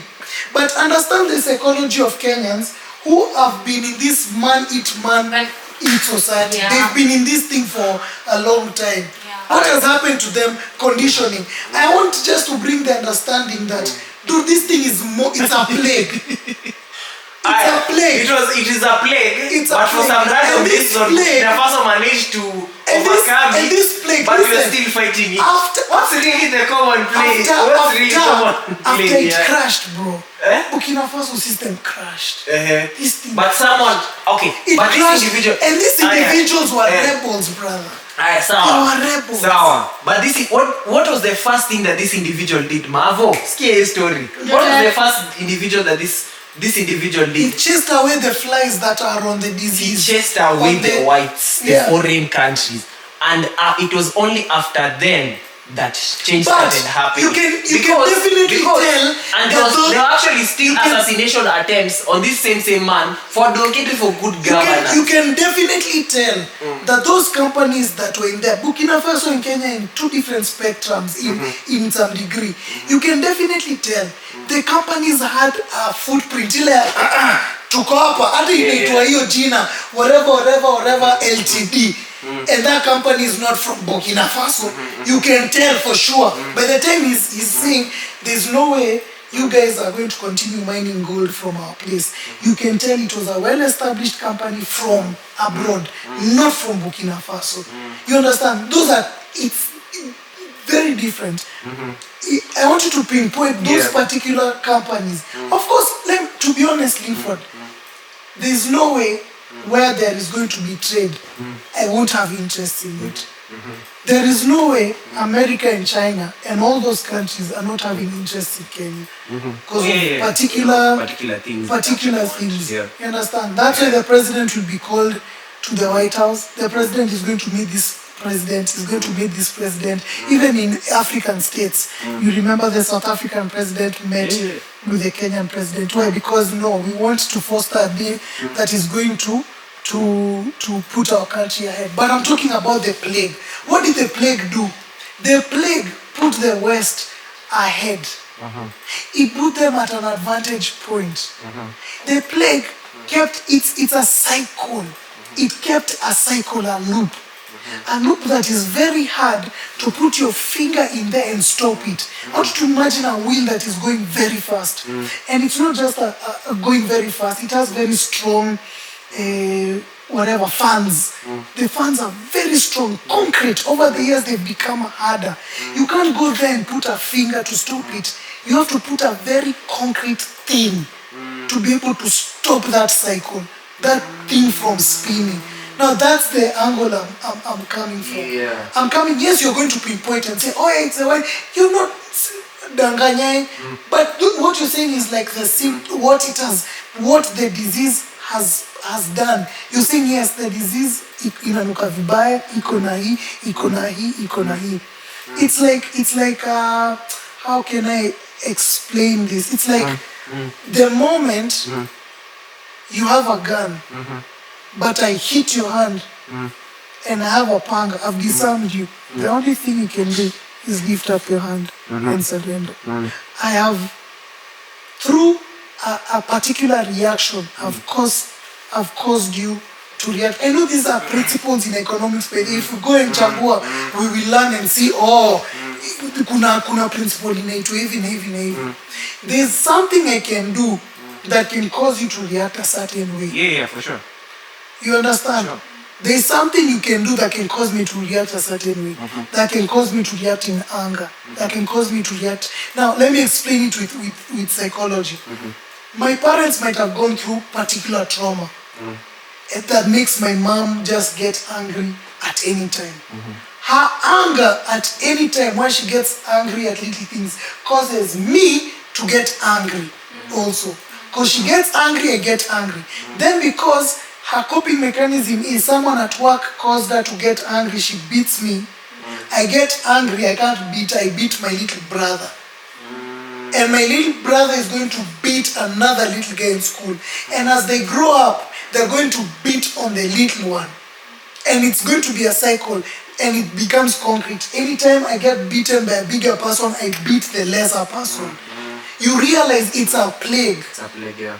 And if you're able to disarm that plague, now you're talking real stuff. Now you're talking about real stuff. And that's why the word, I know, guys, you're asking, okay, whether people don't know how to bring the word of God and the truth in the word and bring it down to the realities of whatever is happening. You say, okay, faith is faith, You go to church on Sunday, you finish that, then you come back to reality. That's where the word of God comes in. We don't understand the magnitude of why the Bible talks about worshippers of spirit and truth. We don't understand how that can even come and influence economic structures. We don't understand. If you saw how I watched a documentary of how this church called the Mormon Church, how it came to be. I got shocked. I'm going to send you that video, Linford. How those people moved and how the state called Utah became. Those people became almost like a republic. The American government at that time were like, there's no way we're shutting these people down. And the guy got revelations from whatever things and told him to every man should marry polygamously and all those wives should get children. They believed in families. You imagine in a few years how those people became a whole republic. Many people with an army, even having an army. Walisumbua America sana because of a strategy they had from whatever divinity told them, whatever. So imagine as a Christian, you're coming to defy the system that has already been put by the elite. You're coming to remove a cycle. And that's why the enemy is going to fight anyone who's going to touch matters to do with cycles. Life cycles, and you're going to fight a cycle that has put this family in generational poverty. And that poverty has come because of believing you're less. And now believing that for you to become strong, you have to corrupt your way to things. Then you're going to remove that. Then you're going to allow this person to have the reality of the word. What does that mean? It now means what you are saying. It now means someone coming to power, and when the goodness of the elite wants to pick you up, because it's going to be so tempting. Even to get your way to there, you have to compromise. You think Maraga has an easy fight? You think he has an easy fight? If that man, do you think he has that fight is gonna be hard? It's not hard because of my strategy is I'm going to get money and from the public and I'm going to campaign. There will always be room. You know what you're fighting? Because You're fighting. tried. Why? He was fighting a mental stronghold. You're fighting an emotional strong. You're fighting an identity. How do you fight an identity, Linford? Are you seeing where I'm coming from? But for It's him, beyond. Let me tell you what happens now. By the time now you're fighting the real thing. he was fighting a culture. A culture. That's the thing. That's the word. What is Trump trying to do when he's wearing Make America Great Again? He's wearing a mindset. What is he doing when he's really wanting to empower manufacturing back in America? Because that's what he wants to do. He wants to remove that manufacturing. Because the rest of the China are like, good, we're going to do all this hard work for you guys. And you see how China is rising. He was like, no. I'm going to bring all this trade war so that America begins to produce things for themselves so that now we can start distributing to the rest of the world so that we become great. I want to cripple where China is really trying to do well. I want to cripple that. He's smart. He's trying to cripple China's economy from. And China is smart as well. They're like, there's no way we're going to do. We're going to embarrass you. We're going to show the world how you're the ones who are relying on us to do this thing. What happens once you begin to cripple it from the ground? That's where true influence comes in. It is this. It is an influencer culture. That's why Christianity is dangerous. It's dangerous. It's dangerous even for Africa, for the enemy. He doesn't want this thing. He wants you to be a Christian in church, but doesn't want you to be a Christian in influence. Once you become a Christian in influence, you influence me, you influence campus students, you influence all those people. They're going to have a purpose of why they're studying and doing all those things. Before you know it, they're the ones who are being used in companies, they're the value system. Before you know it, they're in governance because of the changes they're bringing. Why? Because me as a corrupt leader, I want someone who's going to make me more money. What is happening? God is wanting. Oh my God. Do you know why God allowed Babylon, Israelites to go to Babylon? You guys don't know it was God's plan, do you? You think it was like a curse, like now because you Israelites have become bad, I will give you over to Babylon. No. Do you know why? Can I tell you why he did that? Babylon began to become very strong. And Babylon began to see themselves and their gods higher than Yahweh. Their gods started to shout, we are better than Yahweh. So how would Yahweh make himself be known great in Babylon? By infiltrating the system. I will allow you to bring some Hebrew boys in your land. And those Hebrew boys will enter your system. And you will use them. And you will call them sorcerers. Where are the best sorcerers? Daniel is the best sorcerer. I have a dream. I will not even tell you the dream. And you're going to tell me what it means. Now, because I am not regarded as a sorcerer, I will bring solution. And they will ask themselves, who is your God? And they will say this, that is the God that we should worship. So what happens? Being sneaked into systems, but you are remaining with a concrete identity until the church understands that God is not going to use you until he concretizes a few things. He has to concretize them. If he did not concretize the Hebrew boys, wangekula cabbage, wangekula nyama, kama wengine, wangekula nyama. But because of that being concretized, what happens? Oh, you're concrete, I will take you to the next level. And the next level, to the point, you, Daniel, you're going to be an advisor of 3 generations of kings. Why? As you within the system, the king is thinking you're helping him. But before he knows it, he's going to say the God of Daniel is the true God. That's the God you're going to worship. Same situation with Solomon and his wives. Sorry, nimeongea sana. Same situation with Solomon and his wives. He has a system, a good system, until he begins to bring foreign women. What happens now? This is what the enemy doesn't want. Why do you think Christians are being frustrated anyway? I'm trying to show you the economical side of Christianity, the political side of Christianity, that side of Christianity. Christian is like, oh, naanza biashara inaanguka, oh, naanza hii inaanguka. Why? Because the enemy is like, no, I cannot allow this person to start having success in these things. The moment you start having success, you're infiltrating. What is happening is, let's call the government system, that plagued system, Solomon, right? It's doing very well. It's Solomon now inviting a new wife from a foreign land.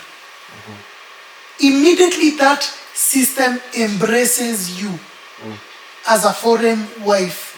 Immediately you start poisoning it. Immediately Esther enters. Where was it? Was it still Babylon, right? Yeah. Until Esther enters the chambers of the king, that's when she's going to change a whole thing where the king kept Israelites in Babylon for very many years. Esther is going to change that thing. That's the aim. But she has to just come as another wife. So what's going to happen? As Christians continue to grow themselves in the Lord, they find themselves entering those systems, but they're hidden. They're like Esther. They're going to be taught how to become a Babylonian princess.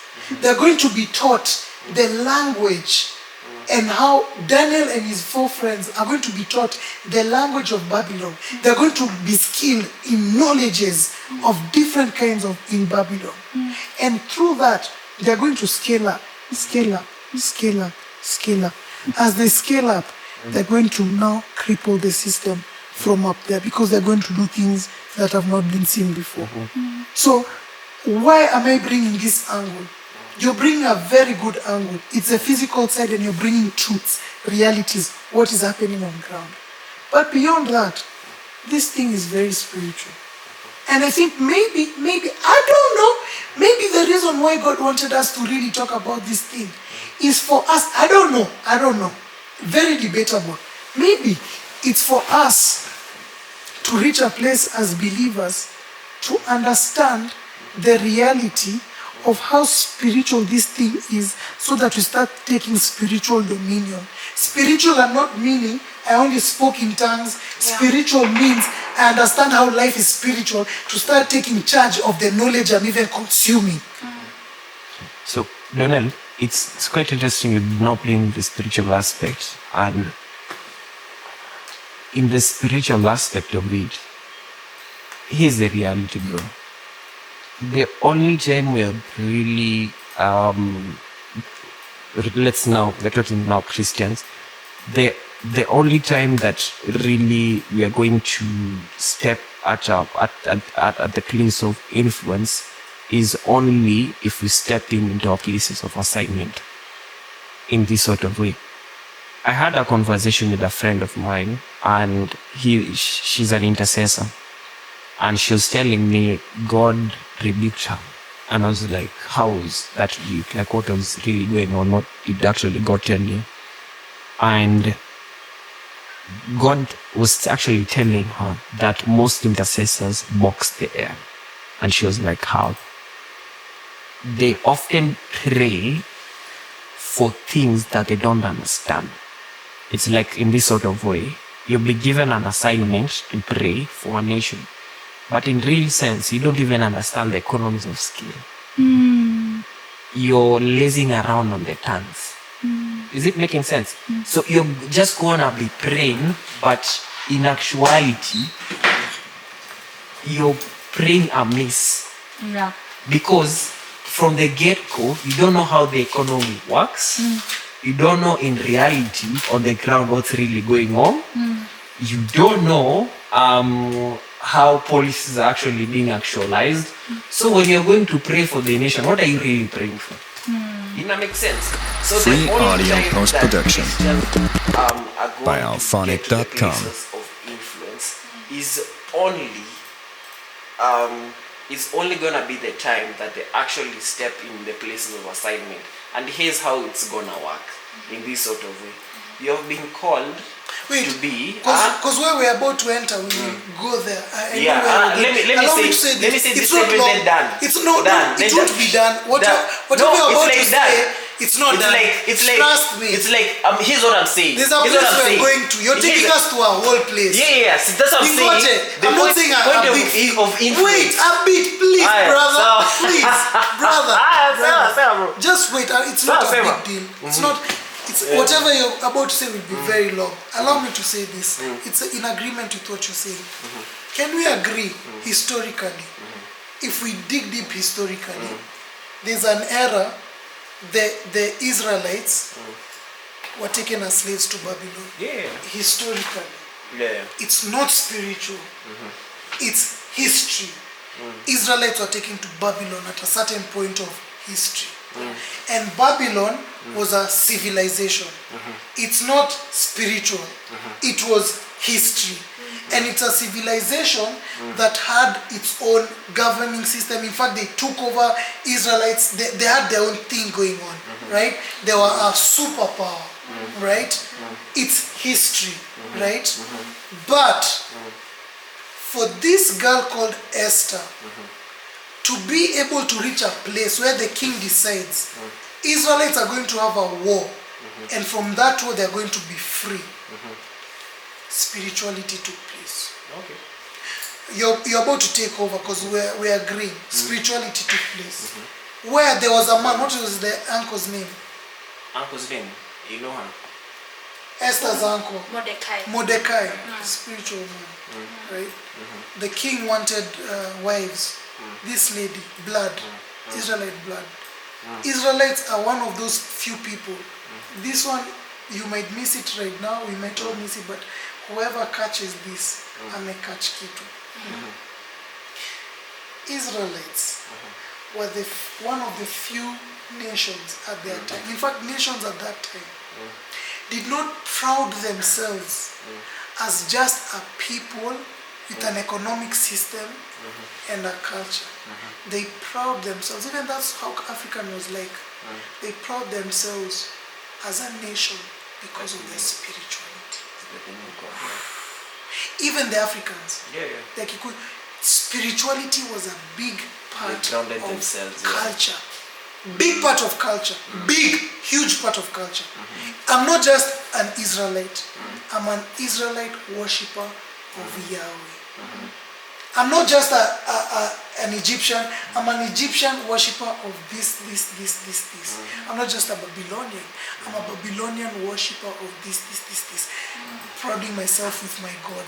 Anyway, Spirituality. But can I be honest with you? Continue. What really is spirituality?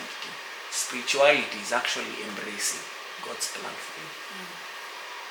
Because what's really spirituality? Let's break it down. Yeah, you're an Israelite because of what? Because you embrace God's plans for you. Because God told you, do this, do that. You know, makes sense? True. God's plans for you. So reason, it's the same conversation. The only time that influence is gonna be restored to the Christian man or the woman is only, it's going to only be the time that they're gonna go ahead and accept their place of assignment. But up until then, we're still gonna be on this cycle. But why And has let their me place finish. of assignment? Let me Why are finish. they not in their place of assignment? The only reason as why they are not in the place of assignment is because of the very reason that they do not have a unique personal relationship with the Lord. Meaning identity. Okay. So, because it's only in the relationship that you get to understand this is the place in which I'm supposed to be. Because in a hypothetical reason, as I'm saying, it's up until the only time they are going to be the place of insight is only the time that they're going to accept their places of assignment.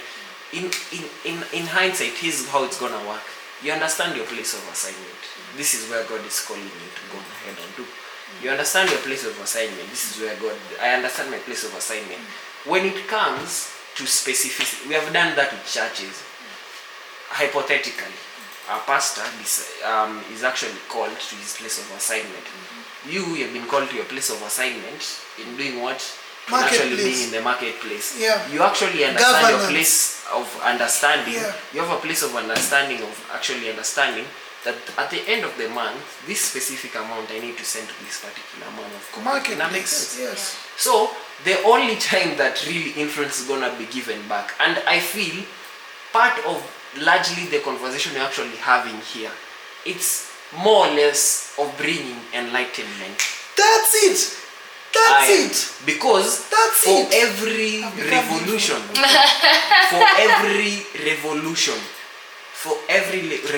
the first step to every revolution is also enlightenment. That's the word. It's enlightening people to actually what's going on and bring the awareness. This is what's going on. Now you actually need to go on ahead and step up and do something, or rather, you need to step in into your place of assignment. To add on to what you're saying, yeah, it's good. Inform me about what happened in history. Inform me and tell me it's white people. It's actually enlightenment. Yeah. But also enlighten me about who I am. Enlighten me that now I've understood that I'm Daniel and I'm in Babylon. I understand. I'm now digging. Do you know what? Wait. You know what? If you read the first chapters of Daniel, when he went to Babylon, do you know the first thing he had to do? He had to learn what is Babylonian way. Yeah. Consume knowledge. Meaning consume knowledge about what happened in Kenya. What's happening in Kenya? This knowledge that we're consuming. What's the economic system in Kenya? What's about Kenya? What's about policies? What's about policies? What's about everything? What's really right? Yeah. What's the philosophy in Kenya? But can I be honest with you? That's again places back to the place of assignment. For us, God has given us to enlighten people on the history, or rather what went wrong. For someone else has been given now to bring forth identity to people. So if someone is lacking, Now, do you think that makes sense? Wait a minute. For Daniel, ndio aweze kuchambua hizo vitu. Alichambua hizo vitu from a place of anajueni nani. Alikuwa anajueni juu. Let me say this. Wacha niseme. You're not getting what I'm saying. saying. Wale watu wanaochi podcast, bro. Widespread. Which is good. Non-believers, believers. Good. We are going to give them that information. But let me tell you what will make this information even more impactful. When we're informing someone who knows his identity. So, but can I be honest with you? That's the point you're not getting is this. It's up until everyone steps into their places of assignment. Can I be honest with you? Kibesco is targeting up its place of assignment. Light Kenya is doing it's in its place of assignment. Reset, it's doing its place of assignment. So it's up until everyone step in their places of assignment that a revolution will come forth. Sijui kina make sense. But if you're slacking in yours, someone else is also slacking in theirs, it's affecting a whole revolution. I get what Let's you're saying. end there because na imagine time pia. Acha niseme kitu ya mwisho and then Umalizie, tumalizie uchukue na honors ya Ya kutumalizia. kutumalizia na useme kitu unataka kusema. Bible inasemaje kwa New Testament mahali inasema that we are epistles written with the ink inaitwa Holy Ghost that we are to be read. Okay. So what does that mean? You're saying kitu iko sawa. You see, until mimi dole mtu ikuwe written epistles written with the ink inaitwa Holy Ghost. Na hiyo ink sio ink dead. It's a living. Mwenye anaangalia anakuwa transformed from one glory to the other. Ukaniuliza what are the fruits? Utajuaje false man of God and true man of God? Fruits gani? Si zake. Fruits za congregants. Utajuaje umse ni written epistle? Fruit ya congregant. Kama congregant unakuwa transformed from one glory to another. Kuna fruits kwa hiyo maeneo. Kwa nini? Do you know my eyes cannot, whenever they are gazing to glory, unajua macho yangu ikiangalia glory hizi toka hapo, imekuwa attuned, it understands what it's looking, it's familiar. That's why when we see glories in the world, by the time you're looking at Instagram and you're seeing two G-Wagons following each other, and you're seeing a level of glory, it's appealing to you because there's something relatable to that which you're being able to see. What am I trying to communicate? This thing of being true worshippers in spirit and in truth. Worshippers is not hallelujah. No. What you know I'm getting to. You think by the time the word of God is saying creation is waiting for the manifestation of the Son, you think it's something that is not real, it's not going to happen. It's going to happen. And this is how it's going to look like. It's going to look like this. Someone who's given himself so much to the Lord Jesus Christ. That thing makes him a written epistle. That he doesn't have to say Jesus is Lord. Yeah. That Just comes to see him and a just- broken Jerry in Jacob and smiles and say hi. I just wanted to say hi. I was seated there. I just felt like I wanted to say hi. How are you feeling? Written epistle. Glory at that moment I'm touching something. That person that decides to stand with that policy in parliament exactly. that really benefits the people. Exactly. Written epistle. Exactly. Worshipper of truth. Exactly. Written epistle. Written epistle. And what happens is the ability to touch as a dead seed, and that seed has life, is the most terrifying thing in the camp of the enemy.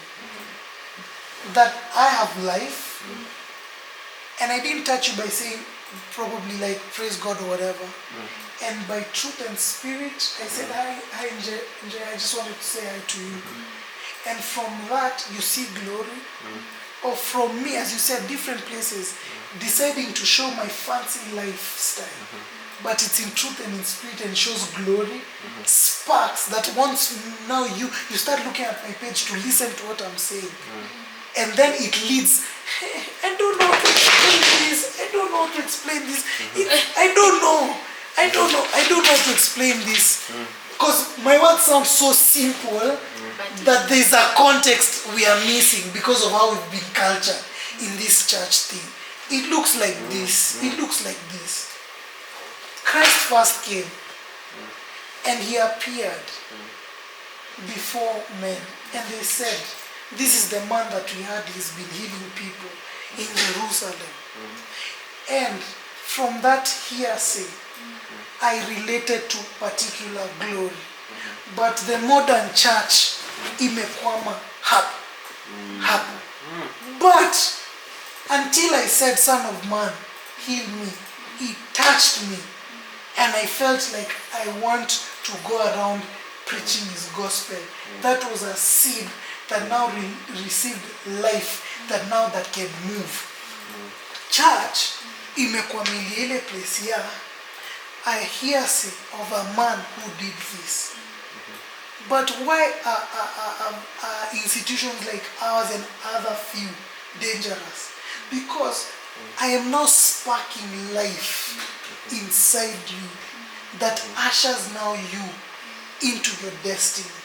If I'm able to spark your seed, look, the devil doesn't have a problem with Linford having 50, 100 people seated somewhere listening to him.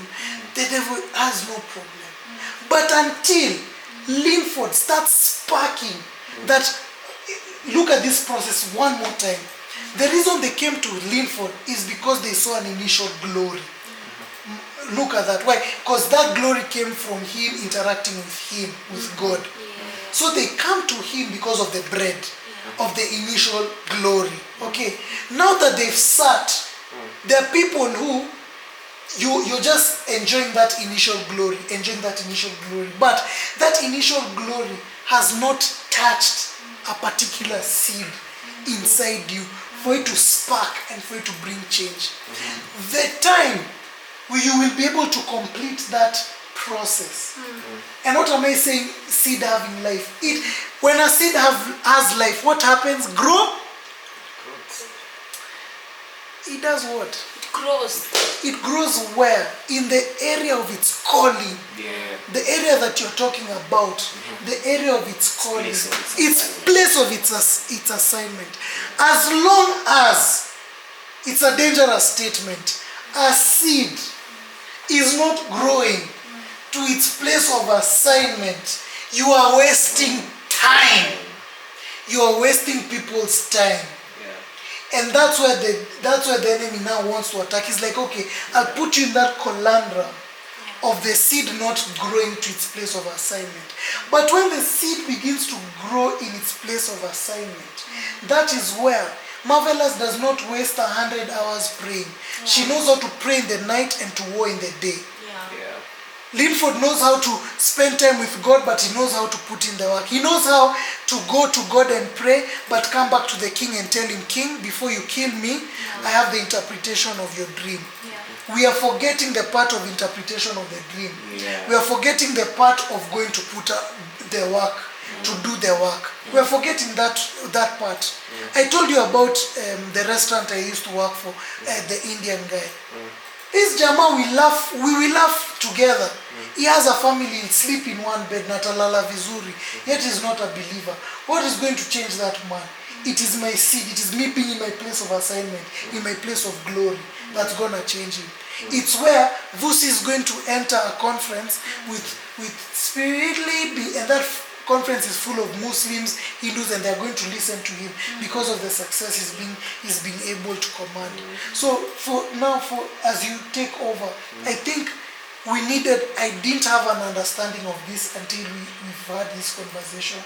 But I kind of understand why probably God would want us to go back and even talk about, I was like, God, okay, this thing is very carnal. Why are we talking about this political stuff? This political system. But now it dawns on me that as believers we cannot be people who we can't be forsaking this side of things. It's a big part. We can't be forsaking it. It's us getting this knowledge and understanding. It's us, because now what happens, it's going to inform my decisions. It's going to inform you in your UN, that thing. You're not going just to be doing it for the sake of I'm finishing school. Girl, you have an agenda there. You have an agenda that the minds that are here, I'm going to put seeds inside of them. And not just seeds of by the ways. I'm going to be bold enough that the seed of the word is going to be in them. And I'm not going to bring it the way it's going to come as life. Because I'm written as epistle. Written with the ink of the Holy Ghost. By the time they see me, they see life, they want that life. What is Marvelous having? I want it. I see when Marvelous is talking on those podiums, there's something, I'm trying to do it, I can't. I've been trying for the longest time. I need to discover this thing. It's so quite interesting what Marvel, there's this lady. What was he first known for? Rosa Was for the Parks. revolution. Yeah. It was the revolution than the religion. Yeah. It was Look at later that. on. It was what later the- on that they discovered She she's was a actually Christian. born Actually again. She Christian. loves God. The revolution. Yeah. The revolution that was sparked by what? Yeah. The thing that lived inside of her. Yeah. You see? Yeah. And that's the revolution we will bring. Yeah. You know, it's no longer going to be about talks. I think I'm in a place I can speak And prophetically. you've actually said a very key statement. We have focused so much on the prayer and left out on the place of On the interpretation. place That's of the interpretation. That's the problem. Prayer left the place of interpretation. We have focused so much on that Yeah. and forgot the place of interpretation. It's time. So what does that look for us? I even forgot we were recording recent podcast. Just for us, Linford, what does it look like for us? For you, for me, for Mavo. Do you know what that looks like? It looks like me understanding the secret place is a place of nourishment, is a place of getting, is a place of I'm not sufficient. Yeah. As I understand that, I'm getting sufficiency that is not ordinary. As I get that sufficiency that is not ordinary, I become a doer. I become a doer of the extraordinary. I didn't say become a speaker, I become a doer. I do extraordinary. Yeah. That the world begins to see, apana, this guy is a sorcerer like me. This guy is a podcaster like me. But he's commanding numbers I'm not understanding. This guy is a filmmaker like me. This lady is in diplomacy like me. Because Daniel was known as a sorcerer. That's what he was known for. He was known as a sorcerer. Babylon was a system that allowed different religions and different gods. Like as long as your God works, they were very result oriented. They were very result oriented. That was Babylon for you. So as long as we're in this system, and you're a technocrat like me, I don't know you as a Jew. I know you as a Jew technocrat, but no. There's some things you're doing that now qualifies me to say, I want that Jewishness. Yeah. I want that Jesus in you. So we're not going to be the people who are going to command by saying, if you're in the street, lift up your hands, accept Jesus. No. God also wants the Hindus. God also wants the Freemasons. God wants them all. Do you know God wanted Nebuchadnezzar? Yeah. For him to be able to reach a place and say, I want that God. You know, there's an Indian man who is very good, modest, humble. He runs his business and he has Kenyans and he treats them very well. Well, God doesn't want that person. What is he doing wrong? He doesn't want to harm humans, by the way. He wants peace. God doesn't want that person. And how will God reach that person? How? And the people around him How will he reach that manifesting person? that greatness that he wants to see. Exactly. Because he wants it to make sense. Do you remember Linford's favorite character, Paul? Paul went and challenged Greeks in their own philosophy. He did not come with Actually, it's so BS. funny how we often dismiss the secular, but it's actually the term that Jesus is Lord. Do you know how it came by? No. Do you know what happened? So Paul went in Rome and he saw all these other gods. And that's why he came with the term, Jesus truly is God over all these gods. So that was the message that he actually had. So That's he why he used said their Jesus is philosophy Look at that. to actually bring them to his own philosophy. Look That at that. truly Jesus is Lord. So Truly it only Jesus is came from the basis of, yeah, you guys have your lords, but in real sense, this Jesus is truly When? Lord. Your office and this office. Okay. That Jesus truly, Tutakuwekea kwa ile base. that Jesus, You can bring it. bring it. You can bring me the keys. Okay. Utakuwa umedoze. No, see somehow. Ile base fulani. Okay. Yeah, that Jesus truly is Lord over all these other lords. But Mavo, hebu sema nini juu naona time ni 10 na yeye ako ataenda kwa nini? Kuna ile besiwe. Can I say this? I'm honestly thinking what the paradox that has been in my mind. I've been like, God, can you just show us believers how to preach you without preaching you? It sounds bad. No, it's not. No, it's not actually. I'm being honest. To me, it does. Because it is fighting a system I have always known. I've always known. Can I be honest with you? It sounds bad. Can I be honest with you? Will you not want Traore's God? But what will you want his God? Because Based you're off what? seeing his results. Thank you. Not even results. Something fruit. But you understand what I'm saying? But you understand what I'm saying? But it's challenging a culture that Traore has never stood on a podium and said, let us nini Allah or something. Don't get it twisted. There's no problem with that. Actually, he's never talked. You know how comes he but can I be honest took with ownership? you? Can I be honest with you? If he comes to a Christian nation, most Christians will want him president. Why though? Because of what? He's speaking his God without necessarily speaking his God. Actually, no. The reason why he rose up to do the coup against that current president, his name was Damiba. The reason why he took over was because Damiba was promoting the jihadist terrorism to continue to be enhanced in Burkina Faso, which was affecting their territory. But that's my why question is, Traore, will you not want his God? Actually, John C.W. alileta hiyo story. You know John C.W.? Yeah. He's a preacher, wako very close na Aaron Osai. I don't know why, he's in Kenya. Alisema, will you not want his God? It's a question. You would want, because you're seeing fruits. You're seeing, this is a man who has chosen to stand with what? Okay, so what makes sense. So the question here really is, kitu unasema, we are epistles, but we have to be written by a pen, or rather than with the ink that is not of art. Not even that.